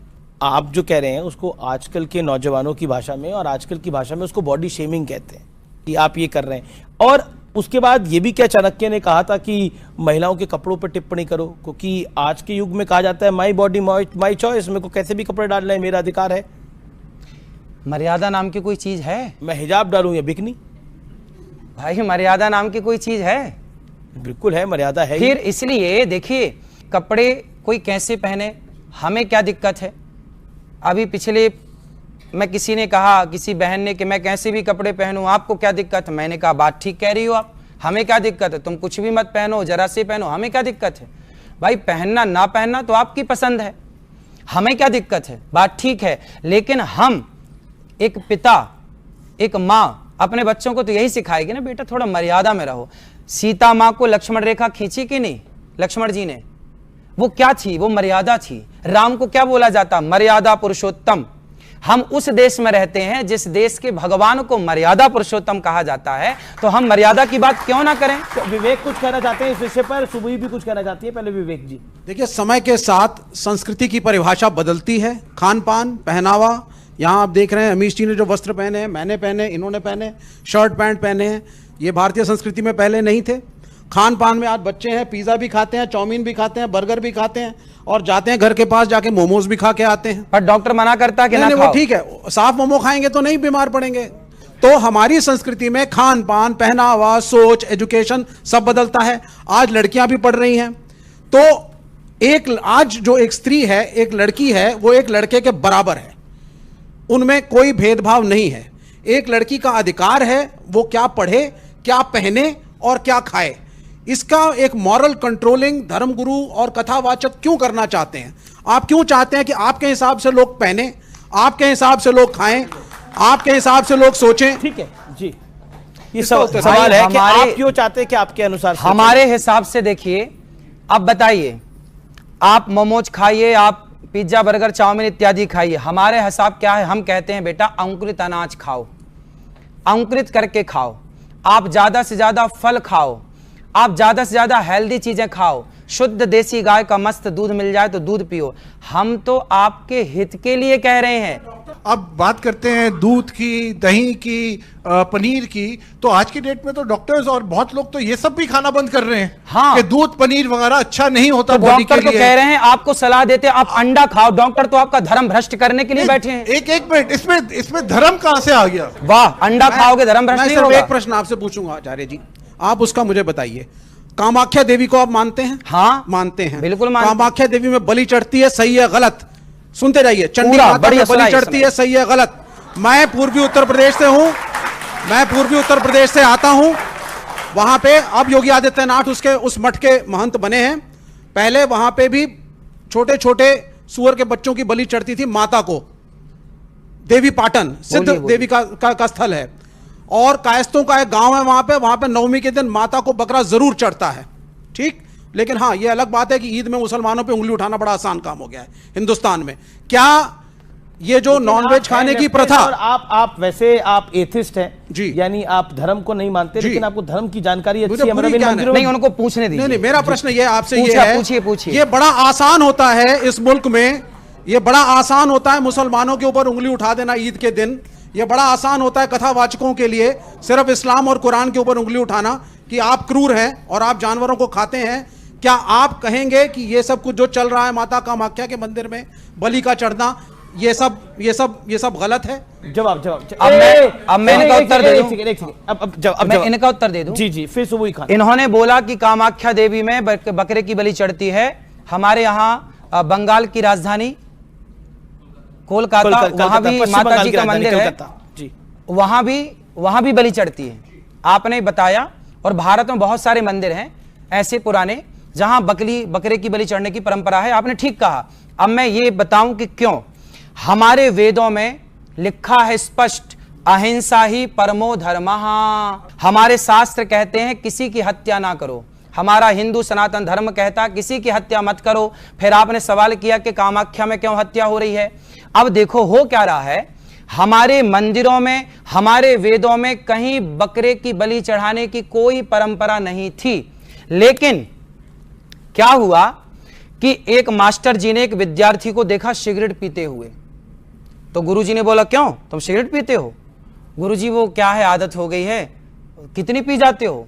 बोले 10 पीता हूं मैं रोज दिन भर में। गुरुजी बोले सुन, 10 मत पीना, छोड़ दे पूरी। गुरुजी छूटे, अच्छा छूटेगी नहीं तो एक पी लेना, एक पी लेना।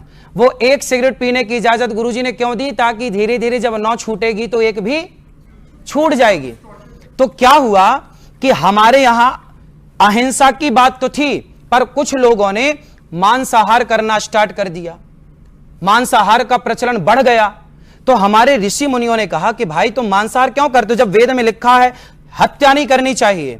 तो बोले गुरुजी क्या करें, ये आदत हो गई है। तो गुरुजी बोले सुनो, तुम फिर रोज ना खा के कभी कभी खाने की मजबूरन इजाजत दी, वो भी निवृत्ति परक थी कि आप छोड़ दें, इजाजत नहीं दी कि खाओ।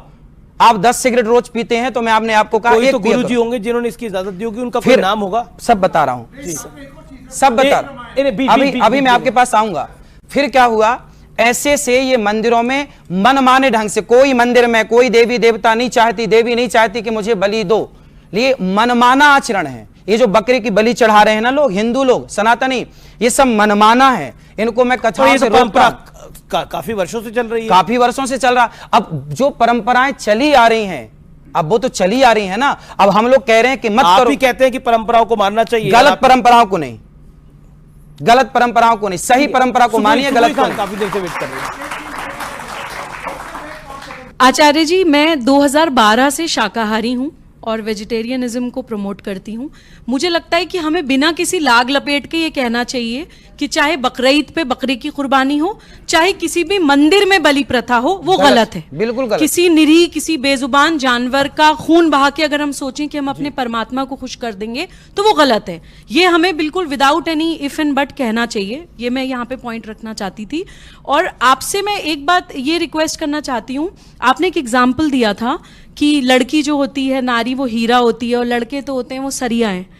आचार्य जी, सेम यही एग्जाम्पल देकर मुस्लिम समाज में रैडिकल मौलाना लड़कियों को बुर्का पहनाकर 4 दीवारी में धकेल देते हैं।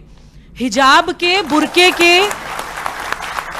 के जितने भी एडवोकेट्स हैं वो यही कहते हैं कि आप बहुत कीमती चीज हैं, तो आपको कवर्ड वेलवेट के डब्बे में रहना चाहिए। और लड़के जो है वो बहुत कैजुअल सी चीज हैं, तो उन्हें आप ऐसी घूमने दीजिए। पर इस तरह से बताते हैं कि तुम सिर ढक के ही रहो। यही आचार्य जी, मेरी बात जिस पूरी हो जाए, जैसे कि हम उदाहरण देते हैं, आपने सीता माँ का एक उदाहरण वीडियो में दिखाया कि वो सुंदर थी। आपने अभी दूसरा उदाहरण दिया कि सीता माँ के लिए मर्यादा की लकीर खींची थी भगवान राम ने, लक्ष्मण जी ने। हम ये उदाहरण क्यों नहीं देते कि सीता माँ ने लव और कुश को युद्ध की ट्रेनिंग दी थी? बिल्कुल, सीता माँ बहुत बड़ी योद्धा भी थी। बिल्कुल। हम अपनी भारतीय संस्कृति में बच्चियों को वो शौर्य और पराक्रम क्यों नहीं सिखाते? सनातन शब्द में इतनी समंजसता है आचार्य जी कि वो सब कुछ अपने अंदर समा सकता है। मुझे लगता है हमें उसे ड्रेसेस में, कि आप किस तरह के कपड़े पहन रहे हैं और आप किस तरह का लाइफस्टाइल जी रहे हैं, हमें उसको संकीर्ण नहीं बनाना चाहिए। हमें उसको, उसके अंदर जो विशालता है उसको ज्यादा प्रमोट करना चाहिए, ताकि यंगस्टर्स, यूथ उसकी तरफ और ज्यादा आकर्षित हों, उससे ज्यादा और जुड़ें। और आज का जो समय है नारियों के ऊपर, देखिए बांग्लादेश में क्या हो रहा है महिलाओं के साथ, बांग्लादेश में नारी के साथ क्या हो रहा है। आज का जो समय है, मैं तो मानती हूं महिला को हीरा नहीं सरिया ही होना चाहिए। देखिए, मेरा ये प्रश्न आचार्य जी, ये वेजिटेरियन और नॉन वेजिटेरियन की बहुत पुरानी एक डिबेट है। इन्होंने तो एक एथिकल पर्सपेक्टिव से बोला। मेरा ये मानना है, आप सांस लेते हैं तो भी आप हत्या कर रहे हैं, कुछ जीवाणु आपके सांस से अंदर जा रहे हैं। आप पानी गर्म करते हैं तो भी कोई जीवाणु मरते हैं। आप दूध गर्म करते हैं तो भी जीवाणु मरते हैं। आप चलते हैं तो भी जीवाणु मरते हैं। जब आप चावल खा के शाकाहारी बन रहे हैं, उस चावल को उगाने में पता नहीं कितनी पेस्टिसाइड डाल करके कितने जीवों की हत्या की गई है। क्या आप शाकाहारी अपने आप को मानेंगे? हाँ। पहली चीज, आप शाकाहारी नहीं है। शाकाहारी। अगर आप उसी चावल को खा रहे हैं जिसको उगाने के लिए इतने कीटाणु मार के इतने जानवर मारे गए, वो चावल शाकाहारी नहीं हुए। छटपटाता नहीं है प्राण के लिए, मुर्गी छटपटाती है प्राण बचाने के लिए, आपके भोजन के लिए इतनों को मार दिया गया, आपके भोजन के लिए इतनों को मार दिया गया। लेकिन मैं उस विषय में नहीं जाना चाहता। मेरा दूसरा प्रश्न है, राम मंदिर में हमने देखा, जो मेरा एक छोटा सा प्रश्न है, बड़े सारे कथावाचक गए, प्रधानमंत्री भी थे, उसका उद्घाटन हुआ। शंकराचार्य ने कहा कि साहब ये एक पॉलिटिकल इवेंट है और इसमें जाना गलत है। पूरी के शंकराचार्य ने यहां तक कह दिया कि जब वहां पे नरेंद्र मोदी उद्घाटन करेंगे तो क्या शंकराचार्य खड़े होकर पीछे ताली बजाएंगे? और शंकराचार्य नहीं गए। फिर भी कथावाचकों की पूरी पलटन वहां पहुंची। यह भी कहा गया कि ज्योतिष के हिसाब से सो कॉल्ड मुहूर्त भी इसका गलत है। कुछ ने कहा सही, कुछ ने कहा गलत। मैं आपके सनातनी धर्म के हिसाब से पूछ रहा हूं, तो क्या यह कन्वीनियंस का धर्म है आप लोगों का जी, कि जब प्राइम मिनिस्टर पहुंचेंगे तब आप शंकराचार्य का बहिष्कार करके ताली पीटते सारे पहुंच जाते हैं? एक मिनट, बिल्कुल पूछना चाहिए ना, पॉलिटिक्स भाई, गए थे सब लोग तो इसलिए पूछ रहा हूं। तो क्या वहां जाना सही था या गलत? जवाब। और दूसरा सवाल एक प्रेम पूर्वक है, क्या राहुल गांधी की मोहब्बत की दुकान से जुड़ेंगे? भगवान राम सबके हैं और शंकराचार्य जी की आप बात कर रहे हैं, शंकराचार्य जी ने तो आप लोगों को भी नसीहत दी थी कि ठीक रास्ते पर चलो, पर आप लोगों ने कहां सुनी शंकराचार्य जी की बात? शंकराचार्य जी की वो बात तो आपने सुन ली कि नहीं गए, पर शंकराचार्य जी जो और नसीहत आपको देते हैं तो वो आप नहीं। राहुल गांधी पे भी सवाल पूछा गया। देखिए राहुल गांधी जी ने तो अभी हिंदुओं को क्या बोला, उन्होंने एक बयान दिया कि हिंदू क्या होते हैं, आतंकवादी, हिंसा की पार्लियामेंट में बोला, हिंदू हिंसा फैलाते हैं। अब जो हिंदुओं को हिंसा फैलाने वाला कहें, देखिए कभी गाय का दोस्त कसाई नहीं हो सकता, गाय का दोस्त कभी कसाई नहीं हो सकता, गाय का दोस्त तो चरवाहा ही होगा। ऐसे ही राहुल गांधी एक तरफ तो कहें कि हिंदू हिंसा फैलाते हैं और दूसरी तरफ हिंदुओं से अपेक्षा करें कि वो हमें समर्थन दें। कैसे समर्थन दे दें अपना? पर उनकी मोहब्बत की दुकान का सवाल पूछा, उन्होंने बोला उनकी मोहब्बत की दुकान भाई, में तो आप वो तो जाएंगे। हिंसक कहते हैं कि आप सब हिंसक हैं, कि आप सब ये बहन बेटियां हिंसा फैला रही हैं, ये हिंदू हिंसा फैला रहे हैं। जी जी। पानी को बबूला है मिल जाए गो पानी में, तू डूब के मर जा रे चुल्लू भर पानी में। आचार्य जी, आपके बयान अक्सर विवाद का कारण बन जाते हैं। कई बार तो नौबत आ जाती है कि आपको माफी भी मांगनी पड़ती है। आप बाय चॉइस ऐसे हैं या बाय वॉइस ऐसे हैं? देखिए गलतियां कौन करता है? गलतियां वही करता है जो कुछ करता है। जो कुछ करता ही नहीं है वो गलती करेगा क्यों? तो हम काम करते हैं धरा पे उतरकर, समाज की सेवा जो बन पड़ती है, जो ईश्वर ने हमें जिम्मेदारी दी है जी, और दिन भर बोलने का कार्य है, 3 घंटे रोज कथा सुनानी है, तो कई बार शब्दों की त्रुटि तो हो ही जाती है। तो स्वाभाविक है, हम इंसान हैं, गलती के पुतले हैं, हजारों गलतियां होती हैं। हजारों गलतियां होती हैं। तो एक वीडियो में आपको दिखाता हूं, इसमें आप गाय को माता क्यों कहते हैं यह समझाने के लिए आप एक अजीबोगरीब तर्क दे रहे हैं। ये गलती से हुआ है या सही हुआ है? मैं सुना देता हूं, आपको दिखा देता हूं, फिर आप इसका रिएक्शन लेता हूं। एक आदमी हमसे बोला कि महाराज जी आप लोग गाय को माता कहते हो तो भैंस को बुआ कह सकते हैं। इसलिए ये कहने में मेरी शब्दों की त्रुटि हुई, उसे मैंने स्वीकारा है, और वो शब्दों की मेरी त्रुटि थी कि उसमें एग्जाम्पल मैं कुछ और देना चाहता था, समझाना कुछ और तरीके से था, पर वो शब्दों की त्रुटि हुई, उसे मैंने स्वीकार किया है। जी, क्या आपको लगता है कि ये जो अक्सर आप विवाद में फंस जाते हैं, ये सवाल पूरी पब्लिक की तरफ से है या फिर आपको विवाद में फंसा दिया जाता है, आप इसे एंजॉय भी करते हैं? देखिए बुराई आनंद भी लेते हैं? हाँ, देखिए हमें हर चीज का आनंद लेना चाहिए। बुराई है, राम बाद में आए, रावण पहले आया, पहले बुराई आई फिर अच्छाई आई। समाज में पहले जब समुद्र मंथन हुआ तो पहले विष निकला, बाद में अमृत निकला। तो पहले बुराई आएगी फिर अच्छाई आएगी। जब बुराई समाज में पहुंचेगी तो फिर उसके निदान के लिए एक अच्छाई का प्रवेश होगा।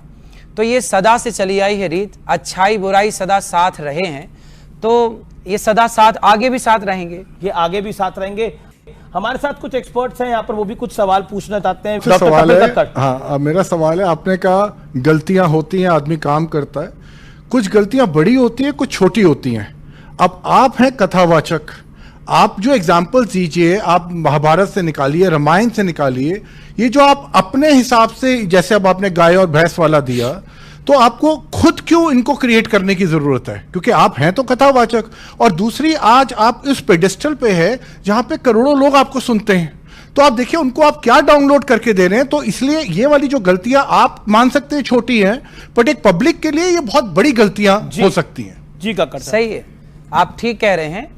और इन गलतियों, देखिए होता क्या है, जब बच्चा पहली बार बोलता है ना, तो डायरेक्ट रोटी नहीं कहता, तोती कहता है, तोती से वो रोटी पे आता है। तो ये मेरे जीवन की शुरुआती दौरों की गलतियां हैं, पर वायरल अब हो रही है। हाँ, वायरल अब हो रही हैं। ये उस टाइम की, ये बहुत पुरानी बातें हैं जी, चूंकि बातें अब आ रही हैं, जब उस समय हम तो सीख ही रहे हैं, आज भी सीखते हैं, पर उस समय बहुत ज्यादा मंच में बैठने के बाद ना, शास्त्रों का भी एग्जाम्पल देता हूं, आपने पूरी कथा सुनी होगी, तो सारे एग्जाम्पल शास्त्रों के ही हैं, पर कुछ तो आज आधुनिक एग्जाम्पल, आज के परिवेश को देख के, आज के समाज को देख के, आज की स्थिति को देख के भी बातें करनी पड़ती हैं। एक वीडियो मेरे हाथ लगा है, इसमें आप कह रहे हैं आचार्य जी कि शिवलिंग पर दूध चढ़ाने को गलत बताकर सनातन संस्कृति को टारगेट किया जा रहा है। मैं वीडियो दिखा देता हूं आपको और फिर आप जवाब दीजिएगा। शिवलिंग में लोग दूध चढ़ाते हैं बट वो बह के तो चला जाता है, तो ये चढ़ाना सही है या गलत? ये तो आपने सुना कि नाले में बह जाता, फिर अच्छा दूध ना चढ़ाए शंकर जी को, फिर क्या करें ये बताओ।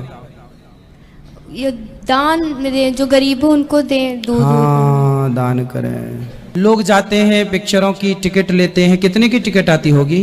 100-150 तक होता। तो वो 100-150 की 3 घंटा पिक्चर देख के समय बर्बाद करने से अच्छा वो 150 गरीबों में क्यों नहीं बांट दिया था? जी अब बताइए आचार्यवर। हाँ, तो ये सही तो है। शंकर जी को दूध चढ़ाना, देखिए व्यक्ति की अपनी श्रद्धा है। शंकर जी को दूध चढ़ाना ये मेरी श्रद्धा है, ये आपकी श्रद्धा है, आप स्वतंत्र हैं, आप चढ़ाएं मत चढ़ाएं। अब इस पे पिक्चर बना दी कि आपने दूध क्यों चढ़ाया। अरे भाई, आपको गरीबों की इतनी चिंता है तो गौरी गोपाल आके देखिए, वहां अखंड रसोई चल रही है ना। हम केवल कह नहीं रहे, हम तो कर भी रहे हैं। 30,000 लोग पर डे भोजन कर रहे हैं ना वहां। और शंकर जी पर दूध